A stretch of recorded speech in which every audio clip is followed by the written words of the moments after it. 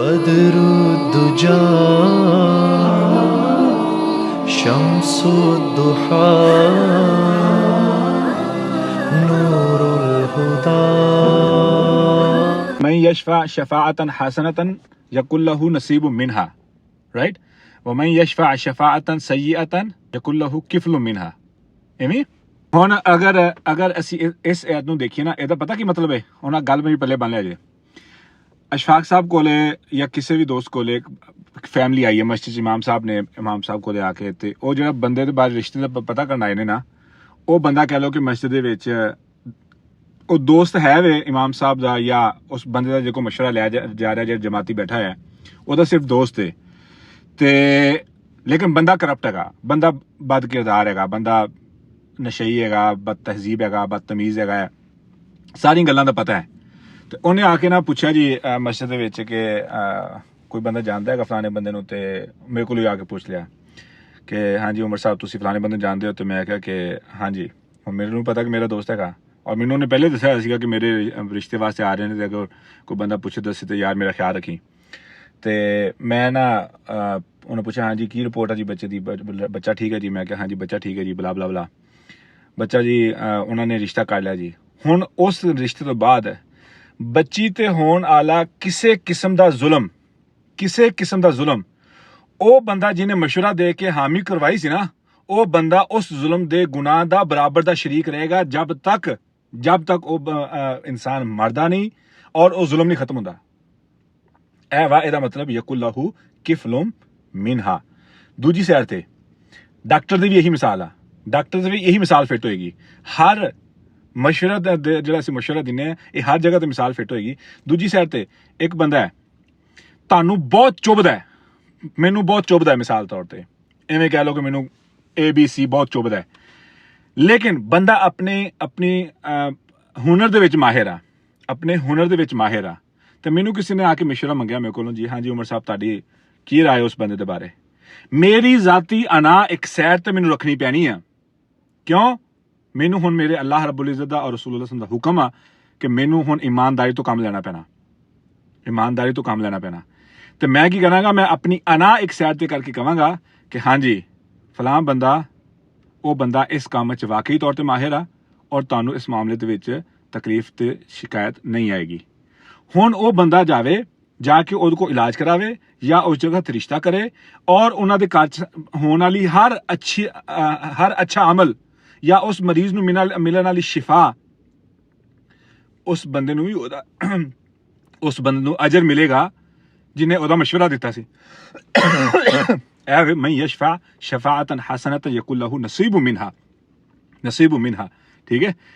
ਤੇ ਦੂਜੀ ਜਗ੍ਹਾ ਤੇ ਕਿਫਲੁ ਮਿਨਹਾ ਦਾ ਮਤਲਬ ਹੈ ਕਿਫਲ ਬੋਝ ਦੇ ਵਿੱਚੋਂ ਹੀ ਆਉਂਦਾ, ਤੇ ਇਹ ਉਹਨੂੰ ਬੋਝ ਚੱਕਣਾ ਪੈਣਾ ਉਸ ਮਸ਼ਵਰੇ ਤੋਂ ਬਾਅਦ, ਉਹ ਬੋਝ ਚੱਕਣਾ ਪੈਣਾ ਉਸ ਜ਼ੁਲਮ ਦਾ, ਉਸ ਜ਼ਿਆਦਤੀ ਦਾ, ਉਸ ਬਿਮਾਰੀ ਦਾ, ਉਸ ਤਕਲੀਫ ਦਾ। ਅਗਰ ਖੁਦਾ ਨਾ ਖਾਸਤਾ ਮੈਂ ਕਿਸੇ ਦੋਸਤ ਡਾਕਟਰ ਦੀ ਇਸ ਵਜ੍ਹਾ ਤੋਂ ਮਸ਼ਵਰਾ ਦੇਤਾ ਕਿ ਮੇਰਾ ਦੋਸਤ ਆ, ਜਾਂ ਮੈਂ ਕਹਿ ਲਓ ਕਿ ਮੇਰੇ ਕੋਲ ਅਥਾਰਟੀ ਹੈ ਵੇ, ਮੇਰੇ ਕੋਲ ਪੋਜੀਸ਼ਨ ਆ, ਤੇ ਮੇਰਾ ਹੁਣ ਰਿਸ਼ਤੇਦਾਰ ਕੋਈ ਉਹਨੇ ਧੱਕੇਸ਼ਾਹੀ ਨਾਲ ਡਿਗਰੀ ਲੈ ਲਈ ਆ, ਔਰ ਮੈਨੂੰ ਪਤਾ ਹੈਗਾ ਕਿ ਬੰਦਾ ਬੇਈਮਾਨੀ ਨਾਲ ਡਿਗਰੀ ਲੈ ਕੇ ਆਇਆ, ਤੇ ਮੈਂ ਕੀ ਕੀਤਾ, ਗੌਰਮੈਂਟ ਦੀ ਪੋਜੀਸ਼ਨ ਆਈ ਹੈ ਹਸਪਤਾਲ ਦੀ, ਤੇ ਮੈਂ ਉਹਨੂੰ ਉੱਥੇ ਜੌਬ ਲਵਾਤੀ ਆ। ਹੁਣ ਹਰ ਮਰੀਜ਼ ਅਗਰ ਕੋਈ ਮਰੇਗਾ ਉਹਦੀ ਦਵਾਈ ਦੀ ਵਜ੍ਹਾ ਤੋਂ, ਜਾਂ ਤਕਲੀਫ 'ਚ ਮੁਬਤਲਾ ਹੋਏਗਾ, ਜਾਂ ਬਿਮਾਰੀ ਪਕੜੇਗਾ, ਮੈਨੂੰ ਉਹਦਾ ਘਰ 'ਚ ਬੈਠਿਆਂ ਬਰਾਬਰ ਦਾ ਗੁਨਾਹ ਮਿਲਦਾ ਰਹਿਣਾ ਜਬ ਤੱਕ ਕਿ ਉਹ ਬੰਦਾ ਮਰ ਨਹੀਂ ਜਾਂਦਾ ਜਾਂ ਤਾਇਬ ਨਹੀਂ ਹੋ ਜਾਂਦਾ। ਇਹ ਇਤਨਾ ਸੈਂਸਿਟਿਵ ਮਾਮਲਾ ਹੈ, ਇਤਨਾ ਸੈਂਸਿਟਿਵ। ਔਰ ਸਾਡਾ ਪਾਕਿਸਤਾਨੀ ਮੁਆਸ਼ਰਾ ਹੈ ਹੀ ਸਿਫਾਰਿਸ਼ ਦੀ ਬੇਸ ਤੇ ਆ। ਸਾਡਾ ਕੋਈ ਕੰਮ ਵੀ ਸਿਫਾਰਿਸ਼ ਤੋਂ ਬਗੈਰ ਨਹੀਂ ਹੁੰਦਾ, ਕੋਈ ਕੰਮ ਵੀ, ਗਲਤ ਕੰਮ ਵੀ ਸਿਫਾਰਿਸ਼ ਤੇ, ਸਹੀ ਕੰਮ ਵੀ ਸਿਫਾਰਿਸ਼ ਤੇ। ਜਦੋਂ ਇਹ ਹਾਲਤ ਹੋਏ ਤੇ ਸਾਡੀ ਜ਼ਿੰਦਗੀ ਤਾਂ ਬੜੀ ਖਤਰੇ 'ਚ ਆ। ਕਿਸ ਵਜ੍ਹਾ ਤੋਂ ਖਤਰੇ 'ਚ ਆ? ਮੈਂ ਯਸ਼ਫਾ ਸ਼ਫਾਅਤਨ ਹਸਨਤਨ ਯਕੁੱਲਹੂ ਨਸੀਬੁ ਮਿਨਹਾ व मैं यशफा शफाअतन सय्यअतन यकुल्लहु किफलुम मिनहा। बड़ा ही नाजुक मामला है। सानू अपने मुक्तदियां नू, अपने रिश्तेदारां नू दसना पैना है कि भाई साहब जेड़ा सच है दसना पैना है, नहीं तो क्यामत वाले दिन उस बंदे की वजह तो होने वाली तमाम गलतियां का मदावा तुहानू भी भरना पैना, ते तुहानू भी चिट्टी भरनी पैनी है। अगर तो कोई कतल होया तो कतल की लैन दे विच, कातलां दी लैन दे विच तुहाडा नाम होएगा। अगर तो बीमार होया, बीमारी के वक्त की तकलीफ जी उस बंदे ने गुजारी है, उस तकलीफ के बदले जो उन्होंने नीकियां देनी पैनियां ने, तुहानू बराबर खड़े होकर देनियां पैनियां ने। ठीक है। ਤੇ ਇਹ ਮਾਮਲਾ ਹੈ ਵੇ ਔਰ ਬੜਾ ਹੀ ਇਹ ਨਾਜ਼ੁਕ ਮਾਮਲਾ ਹੈ। ਜਿੰਦਾ ਜਿਹੜਾ ਬੜਾ ਕਰੈਪਟ ਆਦਮੀ ਹੈ, ਬਾਹਰੋਂ ਕੋਈ ਬੰਦਾ ਆਂਦਾ ਉਹਦੇ ਨਾਲ ਰਿਸ਼ਤੇਦਾਰੀ ਕਰਨਾ ਚਾਹੁੰਦਾ ਹੈ, ਹਾਂਜੀ ਮੇਰੇ ਕੋਲ ਮਸ਼ਵਰਾ ਮੰਗਦਾ ਨਹੀਂ, ਹੈ ਲੇਕਿਨ ਮੈਨੂੰ ਇਹ ਪਤਾ ਕਿ ਯਾਰ ਰਿਸ਼ਤੇਦਾਰੀ ਉਹਦੇ ਨਾਲ ਕਰਦਾ ਪਿਆ, ਇਹ ਰਿਸ਼ਤੇਦਾਰੀ ਕਰਨ ਵਾਲਾ ਬਾਹਰੋਂ ਆਉਣ ਵਾਲਾ ਬੰਦਾ ਹੈ, ਸ਼ਰੀਫ ਆਦਮੀ ਹੈ, ਇੱਥੋਂ ਵਾਲਾ ਸਾਡੇ ਚੱਕ ਵਾਲਾ ਬੰਦਾ ਠੀਕ ਨਹੀਂ ਹੈਗਾ, ਹਾਂਜੀ ਤੇ ਕਿਆ ਉਹਦੇ ਮਸ਼ਵਰਾ ਮੰਗਣ ਤੋਂ ਬਗੈਰ ਉਹਨੂੰ ਮਸ਼ਵਰਾ ਦੇ ਸਕਦਾ? ਅੱਲਾਹੁ ਅਕਬਰ। ਤੁਸੀਂ ਕਿਆਮਤ ਵਾਲੇ ਦਿਨ ਇਤਨੇ ਬੜੇ ਅਜਰ ਦੇ ਹੱਕਦਾਰ ਠਹਿਰੋਗੇ ਅਗਰ ਤੁਸੀਂ ਉਸ ਬੰਦੇ ਨੂੰ ਉਸ ਮੁਸੀਬਤ ਤੋਂ ਬਚਾ ਲਿਆ।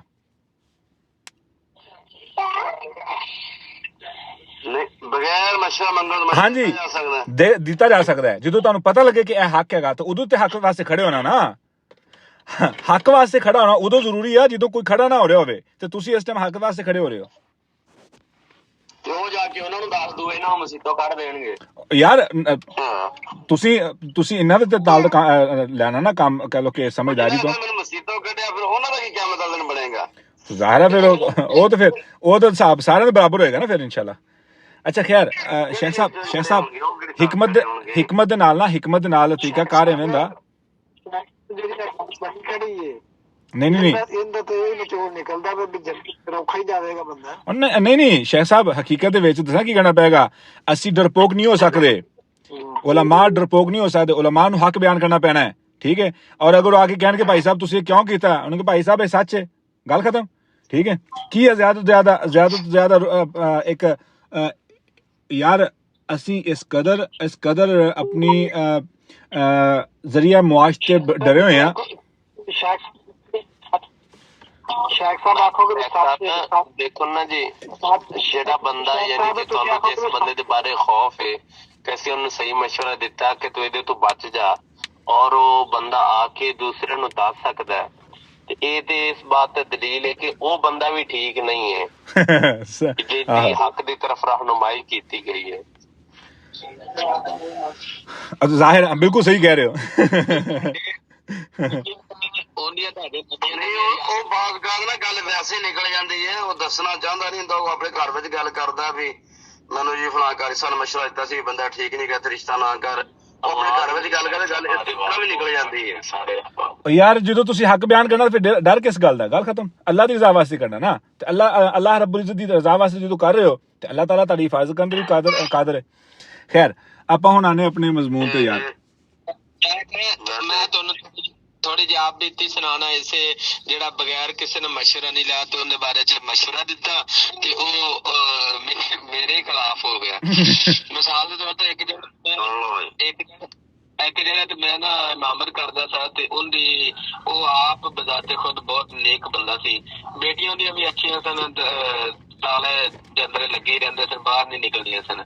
ਲੇਕਿਨ ਇੱਕ ਬੱਚੀ ਦੇ ਬਾਰੇ ਚ ਜਿਹੜਾ ਨਾ ਮੈਨੂੰ ਕਨਫਰਮ ਮੁੰਡੇ ਨੇ ਦੱਸਿਆ ਵੀ ਆ ਜਿਹੜਾ ਨਾ ਐਂ ਕਰਕੇ ਤੇ ਪਰਚੀ ਕੋਈ ਗੱਲੀ ਉਹਨੇ ਤੇ ਦੁਆ ਸਲਾਮ ਇਹਦੀ ਉਹਦੇ ਨਾਲ ਹੈਗੀ ਹੈ ਤੇ ਦੁਆ ਸਲਾਮ ਕਰਦਾ, ਲੇਕਿਨ ਕਰਦਾ ਚੋਰੀ ਤੇ ਜਦੋਂ ਵੀ ਹੋ ਜਾਵੇ ਉਹ ਨਾ ਉਹਦੇ ਨਾਲ ਸੈਟਿੰਗ ਕਰਦਾ ਹੈ।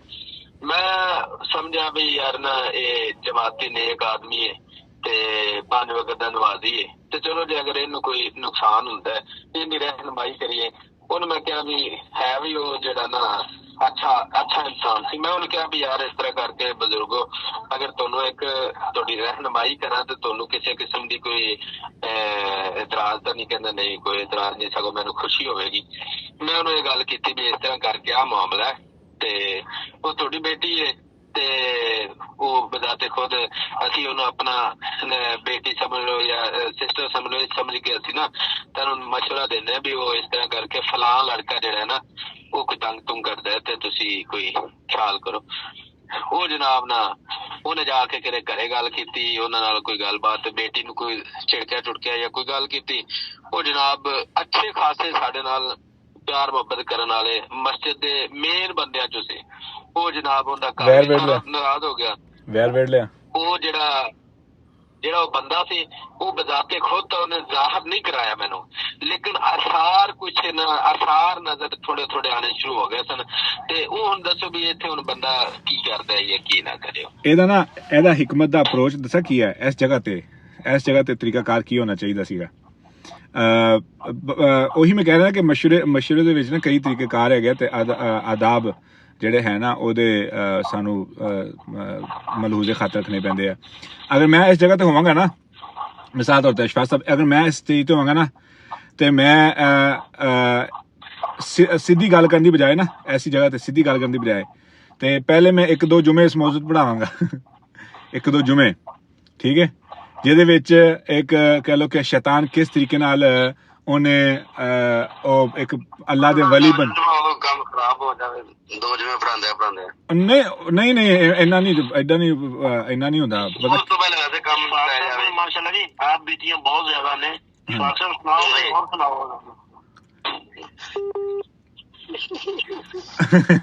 अच्छा खैर अशफाक साहब ने अच्छा खैर यार ਆਪਾਂ ਨਾ ਅਸ਼ਫਾਕ ਸਾਹਿਬ ਨੇ ਬੜੀ ਪਿਆਰੀ ਗੱਲ ਕੀਤੀ ਹੈ।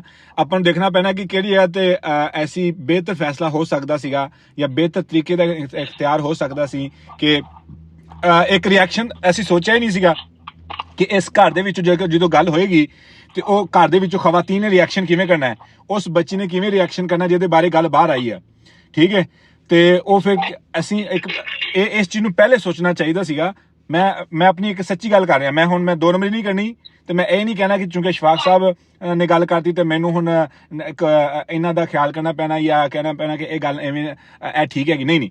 ਹਕੀਕਤ ਇਹ ਆ ਕਿ ਸਾਨੂੰ ਉਸ ਰਿਐਕਸ਼ਨ ਦਾ ਖਿਆਲ ਕਰਨਾ ਪੈਣਾ ਸੀ ਕਿ ਅਗਰ ਮੈਂ ਗੱਲ ਕੀਤੀ, ਇਹ ਬੰਦੇ ਨੇ ਜਾ ਕੇ ਗੱਲ ਘਰੇ ਤੇ ਕਰਨੀ ਆ, ਅਗਰ ਉਹਨੇ ਘਰੇ ਜਾ ਕੇ ਗੱਲ ਕੀਤੀ ਤੇ ਘਰੋਂ ਰਿਐਕਸ਼ਨ ਕਿਵੇਂ ਦਾ ਆਉਣਾ ਹੈ ਔਰ ਉਸ ਰਿਐਕਸ਼ਨ ਤੇ ਮਸਜਿਦ ਦੇ ਵਿੱਚ ਕੀ ਅਸਰ ਆਏਗਾ ਔਰ ਮੇਰੇ ਤੇ ਕੀ ਅਸਰ ਆਏਗਾ, ਇਹਨਾਂ ਚੀਜ਼ਾਂ ਨੂੰ ਵੀ ਮਲਹੂਜ਼ੇ ਖਾਤਰ ਰੱਖਣਾ ਪੈਣਾ ਸੀ ਔਰ ਉਸ ਟਾਈਮ ਉਸ ਤਰੀਕੇ ਨੂੰ ਇਖਤਿਆਰ ਕਰਨਾ ਸੀ ਜਿਹੜਾ ਤਰੀਕਾ ਉਸ ਰਿਐਕਸ਼ਨ ਨੂੰ ਘੱਟ ਤੋਂ ਘੱਟ ਔਰ ਜ਼ਿਆਦਾ ਬਿਹਤਰ ਤੋਂ ਬਿਹਤਰ ਤਰੀਕੇ ਨਾਲ ਠੰਡਾ ਰੱਖ ਸਕੇ, ਠੀਕ ਹੈ।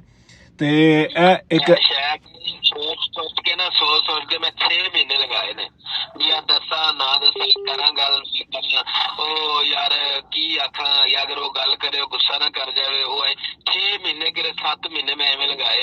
ਆਖਿਰਕਾਰ ਮੈਂ ਆਖਿਆ ਯਾਰ ਕੋਈ ਨਹੀਂ, ਚਲੋ ਜੇ ਅਗਰ ਉਹਨਾਂ ਦਾ ਫਾਇਦਾ ਹੋ ਜਾਵੇ ਸਾਡੇ ਖੈਰ ਹੈ, ਸਾਨੂੰ ਕੋਈ ਨਹੀਂ। ਲੇਕਿਨ ਉਹਨੇ ਮੈਨੂੰ ਜ਼ਾਹਰਨ ਜਾਂ ਉਹਨਾਂ ਨੇ ਮੈਨੂੰ ਕੋਈ ਗੱਲ ਨਹੀਂ ਕੀਤੀ, ਬਾਅਦ ਚ ਮੈਨੂੰ ਉਸ ਚੀਜ਼ ਨੂੰ ਅਨਾ ਨਹੀਂ ਬਣਾਇਆ, ਲੇਕਿਨ ਆਸਾਰ ਕੁਛ ਨਾ ਕੁਛ ਨਜ਼ਰ ਮੈਨੂੰ ਆ ਰਿਹਾ ਸੀ ਨਾ।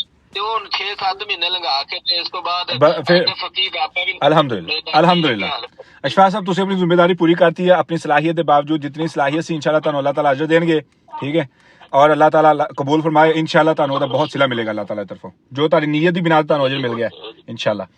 ਅੱਛਾ ਹੁਣ ਆਪਾਂ ਆਨੇ ਆ ਆਪਣੇ ਅਸਲ ਮਜ਼ਮੂਨ ਦੀ ਤਰਫ। ਆਪਣੇ ਮਜ਼ਮੂਨ ਦੀ ਤਰਫ ਮਜ਼ਮੂਨ ਇਹ ਸੀਗਾ ਵਅੱਲਮ ਆਦਮ ਅਲ ਅਸਮਾਅ ਕੁੱਲਹਾ। ਇਸ ਮਜ਼ਮੂਨ ਨੂੰ ਛੱਡਣਾ ਇਤਨਾ ਆਸਾਨ ਨਹੀਂ ਹੈਗਾ ਕਿਉਂਕਿ ਇਹ ਬਹੁਤ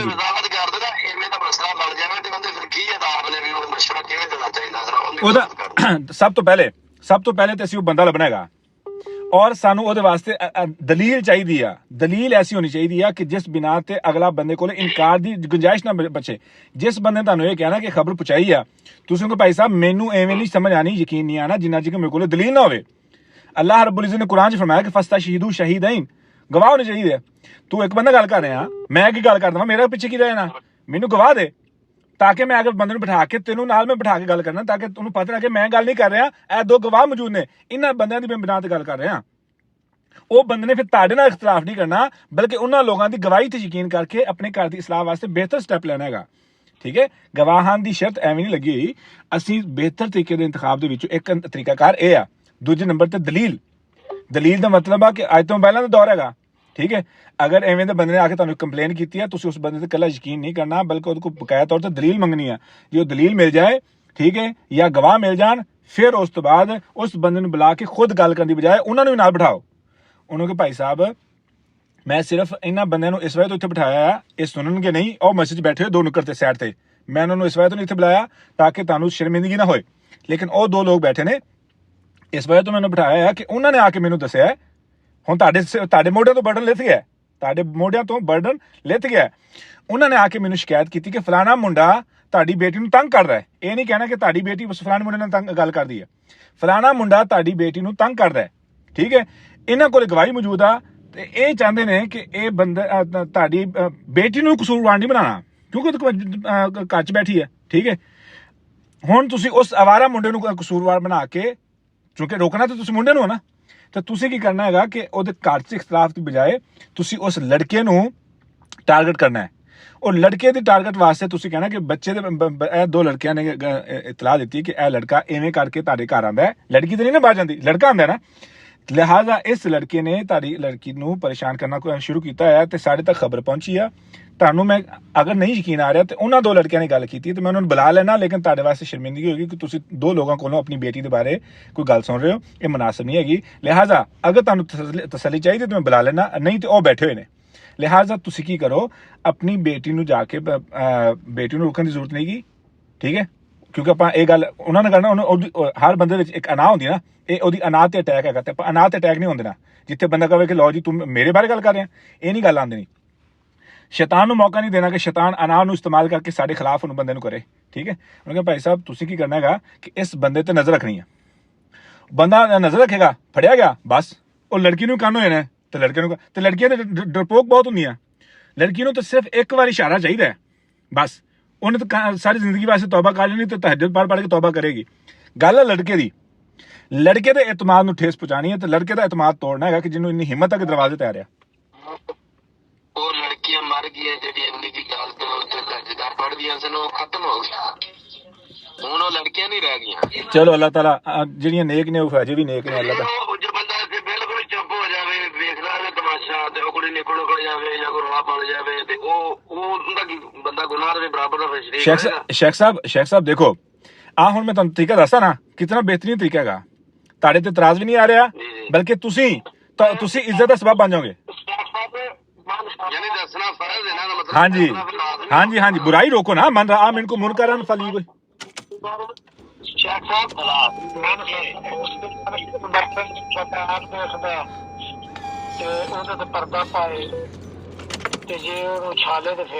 अच्छा हुण याद रखिया जे, बुराई ਦੀਆਂ ਦੋ ਕਿਸਮਾਂ ਨੇ, ਇੱਕ ਹੁੰਦਾ ਗੁਨਾਹ, ਇੱਕ ਹੁੰਦੀ ਹੈ ਬੁਰਾਈ।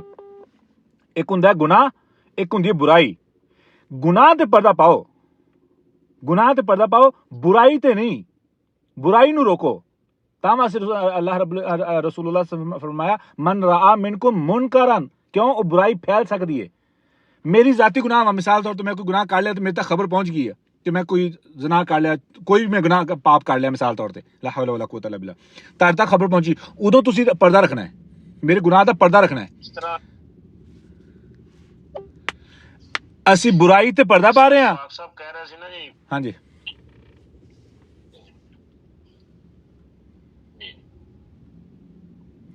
ਅਸੀਂ बुराई ਤੇ पर्दा पा रहे। शेख साहब एक दफा ना मेरे नाल भी इस तरह का वाकया पेश आया सी, लेकिन अल्हम्दुलिल्लाह मेरा वाकया इन्हां ते बड़ा ना बरक हैगा सी कि मैं जिस बंदे ਨੂੰ इस बात का मशवरा दिता, उस बंदे दे नाल अज तक मेरा ना राबता शायद ਉਹਦੇ ਨਾਲ ਜ਼ਿਆਦਾ ਮਜ਼ਬੂਤ ਹੋ ਚੁੱਕਿਆ ਹੈ। अल्हम्दुलिल्लाह अल्हम्दुलिल्लाह, ਸਿਰਫ ਇਹ ਰਾਬਤਾ ਉਹਨੂੰ ਮੈਂ ਅੱਛੇ ਤਰੀਕੇ ਨਾਲ ਮਸ਼ਵਰਾ ਕੀਤਾ ਸੀ। अल्हम्दुलिल्लाह अल्हम्दुलिल्लाह, ਤੇ ਉਹਨਾਂ ਨੇ ਉਹਦੇ ਤੇ ਕੰਟਰੋਲ ਵੀ ਕੀਤਾ ਤੇ ਅਲਹਮਦੁਲਿਲਾ ਮਾਮਲਾ ਤੇ ਉਹਦੇ ਨਾਲ ਬਿਹਤਰ ਹੋ ਗਿਆ। अल्हम्दुलिल्लाह। ਤੇ ਮੈਂ ਉਹਦੇ ਅੰਦਰ ਸਾਹਿਬ ਇੱਕ ਹੋਰ ਚੀਜ਼ ਸੀ ਕਿ ਉਸ ਬੰਦੇ ਨੂੰ ਮੇਰੇ ਉੱਤੇ ਅਲਹਮਦੁਲਿਲਾ ਅੰਧਾ ਇਤਮਾਦ ਸੀ ਇੱਕ ਤਰ੍ਹਾਂ ਦਾ, ਕਿ ਮੈਨੂੰ ਉਹਦੇ ਉੱਪਰ 100% ਯਕੀਨ ਸੀ ਕਿ ਇਹਨੂੰ ਮੈਂ ਅਗਰ ਅੱਛੀ ਬਾਤ ਦੱਸਾਂਗਾ ਤੇ ਇਹ ਉਹਦੇ ਖਿਲਾਫ ਨਹੀਂ ਜਾਏਗਾ। और उन्होंने मैं उस बात की अहमियत पहले उजागर करवाई कि मैं तेरे नाल एक बहुत अहम बात करना चाहना वा, अगर तू उन्हें सुनने वास्ते तैयार है तो फिर तू मेरे नाल बैठ। माशाअल्लाह।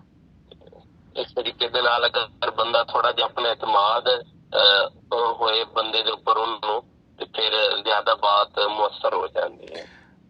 मैं ना अमेरिका दे विच एक उसूल देखिया है, अमेरिका दे विच ਇਹ ਨਾ ਤੁਹਾਨੂੰ ਕੋਈ ਵੀ ਹੱਥ ਨਹੀਂ ਲਾਏਗਾ, ਕੋਈ ਬੰਦਾ ਵੀ ਗਵਰਨਮੈਂਟ ਕਾਨੂੰਨ ਹੱਥ ਨਹੀਂ ਲਾਏਗਾ ਜਦ ਤੱਕ ਕਿ ਕਾਨੂੰਨ ਤੁਹਾਡੇ ਕੋਲ ਤੁਹਾਡੇ ਖਿਲਾਫ ਦਲਾਇਲ ਨਹੀਂ ਪਕੜ ਲੈਂਦਾ। ਔਰ ਦਲਾਇਲ ਦੇ ਪਿੱਛੇ ਉਹਨਾਂ ਦੀ ਇਤਨੀ ਕੋਸ਼ਿਸ਼ ਹੁੰਦੀ ਆ, ਇਤਨੀ ਸਫਾਈ ਨਾਲ ਕੰਮ ਕਰਕੇ ਦਲਾਇਲ ਇਕੱਠੇ ਕਰਨਗੇ ਕਿ ਬੰਦਾ ਫਿਰ ਦੁਨੀਆ ਦੇ ਕਿਸੇ ਕੋਨੇ 'ਚ ਵੀ ਭੱਜ ਕੇ ਆਪਣੀ ਜਾਨ ਨਹੀਂ ਛੁਡਾ ਸਕਦਾ। ਠੀਕ ਹੈ, ਉਹਦਾ ਫਾਇਦਾ ਕੀ ਹੁੰਦਾ ਹੈ ਕਿ ਫਿਰ ਕਸੂਰਵਾਰ ਹੀ ਠਹਿਰਾਂਦਾ ਹੈ। ਉਹ ਕਸੂਰਵਾਰ ਕਿਸੇ ਨੂੰ ਇਹ ਨਹੀਂ ਕਹਿ ਸਕਦਾ ਮੈਂ ਬੇਕਸੂਰ ਹਾਂ, ਕਿਉਂ? ਦਲਾਇਲ ਇਤਨੇ ਮਜ਼ਬੂਤ ਆ, ਪ੍ਰੂਫ ਹੀ ਇੰਨੇ ਹੈਗੇ ਆ। ਠੀਕ ਹੈ, ਹਮੇਸ਼ਾ ਤੋਂ ਜਦੋਂ ਵੀ ਇਸ ਮਾਮਲੇ 'ਚ ਜਦੋਂ ਅਸੀਂ ਆਨੇ ਨਾ, ਖਾਸ ਕਰ ਜਦੋਂ ਕਿਸੇ ਦੀ ਜ਼ਾਤੀ ਜ਼ਾਤੀ ਮਸਾਇਲ ਦੇ ਵਿੱਚ ਰਹਿਨੁਮਾਈ ਕਰਨੀ ਆ ਤੇ ਉਦੋਂ ਦਲਾਇਲ ਦੀ ਬਿਨਾ ਤੇ ਰਹਿਨੁਮਾਈ ਕਰਨੀ ਆ, ਔਰ ਦਲਾਇਲ ਵੀ ਐਸੇ ਜਿਨ੍ਹਾਂ ਤੋਂ ਭੱਜਣ ਦੀ ਗੁੰਜਾਇਸ਼ ਨਾ ਹੋਏ। ਵਹਮ ਤੇ ਔਰ ਸੁਣੀ ਸੁਣਾਈ ਗੱਲ ਤੇ ਯਕੀਨ ਕਰਕੇ ਅੱਗੇ ਗੱਲ ਨਹੀਂ ਕਰਨੀ ਚਾਹੀਦੀ। ਇਹ ਇੱਕ ਇਖਤਲਾਫਾਤ ਦੇ ਵਿੱਚੋਂ ਇੱਕ ਵਜ੍ਹਾ ਇਹ ਵੀ ਹੈ ਕਿ ਸੁਣੀ ਸੁਣਾਈ ਅੱਗੇ ਗੱਲ ਕਰ ਦੇਣੀ, ਠੀਕ ਹੈ। ਇਹ ਮੇਰੀ ਇੱਕ ਆਪਣੀ ਰਾਏ ਹੈ ਵੇ, ਠੀਕ ਹੈ, ਕਿਉਂਕਿ ਤੁਹਾਡੇ ਕੋਲ ਦਲੀਲ ਨਹੀਂ ਹੈਗੀ ਔਰ ਅਗਲਾ ਬੰਦਾ ਇਨਕਾਰ ਕਰਨ ਦਾ ਉਹਦੇ ਕੋਲ 100% ਚਾਂਸ ਮੌਜੂਦ ਆ। ਕਿਉਂ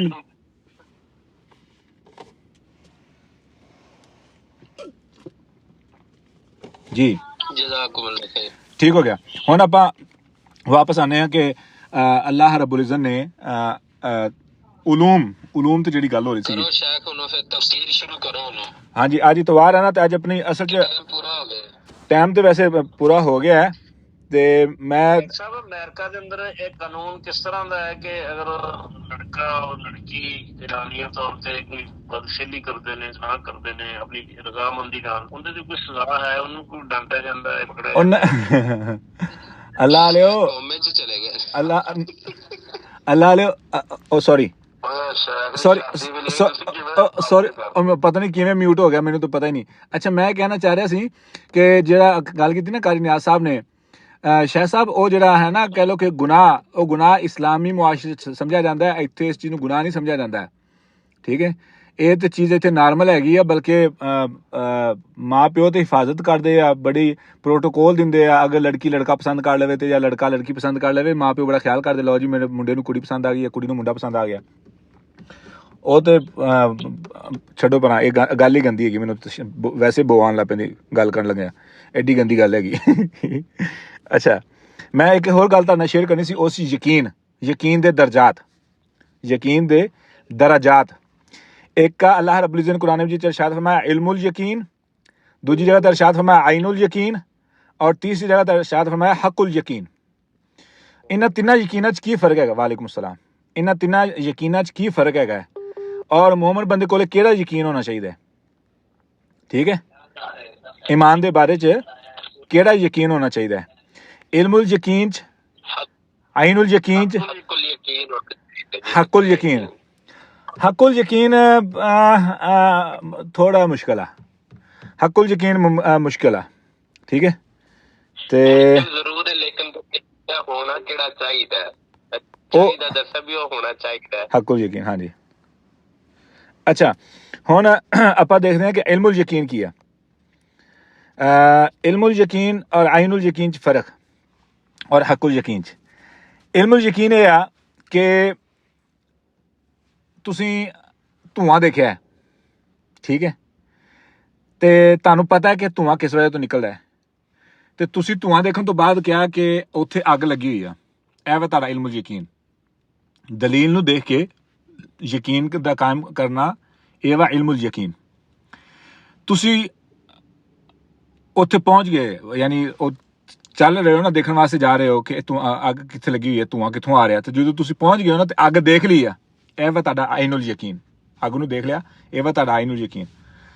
ਤੇ ਕੀ ਖਿਆਲ ਕਿ ਤੁਸੀਂ ਸੁੱਤੇ ਹੋਏ ਸੀ ਤੇ ਅਚਾਨਕ ਹੀ ਧੂਏ ਨੇ ਤੇ ਅੱਗ ਦੇ ਸੇਕ ਨੇ ਤੁਹਾਨੂੰ ਜਗਾਇਆ ਤੇ ਤੁਸੀਂ ਬੜੀ ਮੁਸ਼ਕਲ ਨਾਲ ਕਮਰੇ ਚੋਂ ਬਾਹਰ ਨਿਕਲੇ ਹੋ ਤੇ ਤੁਹਾਡਾ ਹੱਥ ਵੀ ਸੜ ਗਿਆ, ਕੱਪੜੇ ਵੀ ਥੋੜੇ ਜਿਹੇ ਸੜ ਗਏ ਤੇ ਧੂਆਂ ਵੀ ਜਿਸਮ ਤੇ ਲੱਗ ਗਿਆ ਤੇ ਬੋ ਵੀ ਧੂਏ ਦੀ ਆ ਰਹੀ ਹੈ। ਇਹ ਵਾ ਹੱਕੁਲ ਯਕੀਨ, ਇਹ ਵਾ ਹੱਕੁਲ ਯਕੀਨ। ਹੁਣ ਤੁਹਾਨੂੰ ਅੱਗ ਦਾ ਵੀ ਪਤਾ ਹੈ, ਅੱਗ ਦੇ ਅਸਰ ਦਾ ਵੀ ਪਤਾ ਹੈ, ਅੱਗ ਦੇ ਨੁਕਸਾਨ ਦਾ ਵੀ ਪਤਾ ਹੈ, ਲੇਕਿਨ ਕਿਵੇਂ? ਉਹ ਤੁਹਾਡੇ ਆਪਣੀ ਜ਼ਾਤੀ ਤਜਰਬੇ ਦੀ ਬਿਨਾ ਤੇ ਪਤਾ ਹੈ। ਇਹ ਵਾ ਹੱਕੁਲ ਯਕੀਨ। ਤੇ ਹੱਕੁਲ ਯਕੀਨ ਸਾਨੂੰ ਹਜੇ ਤੱਕ ਨਹੀਂ ਆ ਸਕਦਾ। ਕਿਉਂ? ਸਾਡੇ ਕੋਲ ਦੋ ਹੀ ਚੀਜ਼ਾਂ ਦਾ ਆਪਸ਼ਨ ਮੌਜੂਦ ਹੈ, ਜਾਂ ਇਲਮੁਲ ਯਕੀਨ ਜਾਂ ਆਇਨੁਲ ਯਕੀਨ। ਔਰ ਹੱਕੁਲ ਯਕੀਨ ਕਿਦੋਂ ਮੁਮਕਿਨ ਹੋਏਗਾ? ਜਦੋਂ ਅਸੀਂ ਫਰਿਸ਼ਤੇ ਕਿਆਮਤ ਵਾਲੇ ਦਿਨ ਅੱਲਾਹ ਰੱਬੁਲ ਇੱਜ਼ਤ ਨੂੰ ਦੇਖਾਂਗੇ, ਠੀਕ ਹੈ। ਤੇ ਰਸੂਲੁल्लाह सल्लल्लाहु अलैहि वसल्लम ਨੂੰ ਹੱਕੁਲ ਯਕੀਨ ਅਤਾ ਕਰਨ ਵਾਸਤੇ ਅੱਲਾਹ ਰੱਬੁਲ ਇੱਜ਼ਤ ਲੈ ਕੇ ਗਏ ਸੀ ਆਸਮਾਨਾਂ ਤੇ, ਠੀਕ ਹੈ। ਉਸ ਤੋਂ ਬਾਅਦ ਫਿਰ ਰਸੂਲੁल्लाह सल्लल्लाहु अलैहि वसल्लम ਨੂੰ ਕਿਆਮ ਦਾਵਤ ਦੇ ਵਿੱਚ ਕਿਸੇ ਕਿਸਮ ਦੀ ਰੁਕਾਵਟ ਨਹੀਂ ਰਹਿ ਗਈ ਸੀ, ਪਰੇਸ਼ਾਨੀ ਨਹੀਂ ਰਹਿ ਗਈ ਸੀ, ਭੁੱਖ ਨਹੀਂ ਰਹਿ ਗਈ ਸੀ, ਤੇ ਪਿਆਸ ਨਹੀਂ ਰਹਿ ਗਈ ਸੀ। ਸੁਭਾਨ ਅੱਲਾਹ। ਕਿਦੋਂ? ਜਦੋਂ ਹੱਕੁਲ ਯਕੀਨ ਆ ਜਾਵੇ। ਤੇ ਕਿਉਂਕਿ ਸਾਡੇ ਕੋਲ ਇਲਮੁਲ ਯਕੀਨ ਆ ਤੇ ਬਹੁਤਾ ਕੀਤਾ ਆਇਨੁਲ ਯਕੀਨ ਤੇ ਅਸੀਂ ਪਹੁੰਚ ਸਕਦੇ ਹਾਂ, ਠੀਕ ਹੈ। ਆਇਨੁਲ ਯਕੀਨ ਤੇ ਵੀ ਬੜੀ ਮੁਸ਼ਕਿਲ ਨਾਲ ਪਹੁੰਚਾਂਗੇ, ਕਿਉਂਕਿ ਅੱਲਾਹ ਤਾਲਾ ਨੇ ਨਹੀਂ ਦੇਖਿਆ, ਅੰਬੀਆ ਨੂੰ ਦੇਖਿਆ, ਸਾਡੇ ਕੋਲ ਸਿਰਫ ਕੁਰਾਨ ਮਜੀਦ ਆ। ਤੇ ਇਤਨੀ ਸਟਰਗਲ ਕਰਕੇ ਆਪਣੇ ਆਪ ਨੂੰ ਤੁਸੀਂ ਲੈ ਕੇ ਆਉਂਦੇ ਹੋ ਆਇਨੁਲ ਯਕੀਨ ਤੇ। ਅੱਲਾਹੁ ਅਕਬਰ, ਕਿਆ ਹੀ ਈਮਾਨ ਦਾ ਮਜ਼ਾ ਹੈ ਇਸ ਚੀਜ਼ ਤੋਂ ਬਾਅਦ। ਐਸੀ ਯਕੀਨ ਦੀਆਂ ਤਿੰਨ ਕਿਸਮਾਂ। ਪਹਿਲੇ ਨੰਬਰ ਤੇ इल्मुल यकीन ਦੂਜੇ ਨੰਬਰ ਤੇ ਆਇਨੁਲ ਯਕੀਨ, ਤੀਜੇ ਨੰਬਰ ਤੇ ਹੱਕੁਲ ਯਕੀਨ। ਅੱਛਾ ਮਜ਼ੇ ਵਾਲੀ ਦੱਸਾਂ ਕੀ ਗੱਲ ਆ ਕੁਰਾਨ ਮਜੀਦ ਦੇ ਵਿੱਚ? ਕੁਰਾਨ ਮਜੀਦ 'ਚ ਜਿੱਥੇ ਵੀ ਅਹਕਾਮਾਤ ਦੀ ਗੱਲ ਹੋਈ ਨਾ, ਕੁਰਾਨ ਮਜੀਦ ਜਿੱਥੇ ਵੀ ਇਸ ਦੁਨੀਆ ਦੇ ਬਾਰੇ ਗੱਲ ਹੋਈ ਆ, ਉੱਥੇ ਫਰਮਾਇਆ ਸਮੇਨਾ ਪਹਿਲੇ ਆਇਆ, ਅਬਸਰਨਾ ਬਾਅਦ ਚ ਆਇਆ ਹੈ। ਸਮੇਨਾ ਪਹਿਲੇ ਆਇਆ, ਅਬਸਰਨਾ ਬਾਅਦ ਚ ਆਇਆ। ਈਮਾਨ ਵਾਲਿਆਂ ਦੇ ਜਿੱਥੇ ਵੀ ਜ਼ਿਕਰ ਹੋਇਆ। ਲੇਕਿਨ ਕਿਆਮਤ ਵਾਲੇ ਦਿਨ ਜਦੋਂ ਲੋਕਾਂ ਨੇ ਜ਼ਿਕਰ ਕਰਨਾ ਨਾ, ਉਦੋਂ ਦੱਸਿਆ ਕੀ ਕਹਿਣਗੇ? ਅਬਸਰਨਾ ਵ ਸਮਿਅਨਾ। ਅੱਲਾਹੁ ਅਕਬਰ। ਅਬਸਰਨਾ ਵ ਸਮਿਅਨਾ ਯਸਮਿਅਨਾ ਵ ਅਤਾਅਨਾ। ਮੂਮਨ ਬੰਦੇ ਕਹਿ ਰਹੇ ਕਿ ਅਸੀਂ ਈਮਾਨ ਲੈ ਕੇ ਆਏ ਨਾ, ਈਮਾਨ ਤੋਂ ਬਾਅਦ ਇਤਾਅਤ ਦੇ ਬਾਰੇ ਜਦੋਂ ਗੱਲ ਹੁੰਦੀ ਕਹਿੰਦੇ ਕਿ ਅਸੀਂ ਸੁਣ ਲਿਆ ਤੇ ਇਤਾਅਤ ਕੀਤੀ। ਸਮਿਅਨਾ ਵ ਅਤਾਅਨਾ, ਜਿੱਥੇ ਵੀ ਜ਼ਿਕਰ ਹੁੰਦਾ ਨਾ ਉੱਥੇ ਸਮਿਅਨਾ ਵ ਅਤਾਅਨਾ। ਸਮਿਅਨਾ ਪਹਿਲੇ ਆਉਂਦਾ ਹੈ, ਅਬਸਰਨਾ ਬਾਅਦ ਚੋਂ ਆਉਂਦਾ ਹੈ। ਲੇਕਿਨ ਜਦੋਂ ਕਿਆਮਤ ਦਾ ਦਿਨ ਹੋਏਗਾ ਨਾ, ਅਬਸਰਨਾ ਪਹਿਲੇ ਆਏਗਾ, ਸਮਿਅਨਾ ਬਾਅਦ ਚੋਂ ਆਏਗਾ। ਫਿਰ ਉਦੋਂ ਸਾਡੇ ਕੋਲ ਗੁੰਜਾਇਸ਼ ਨਹੀਂ ਹੋਣੀ। ਅੱਲਾਹੁ ਅਕਬਰ। ਗੱਲ ਸਮਝ ਆਈ ਵੈਸੇ?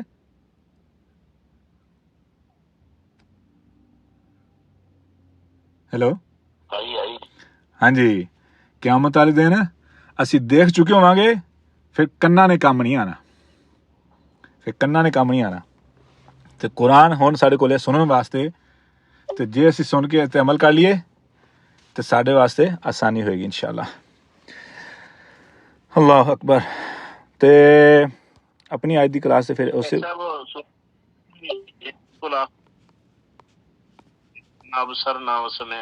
ਹਾਂਜੀ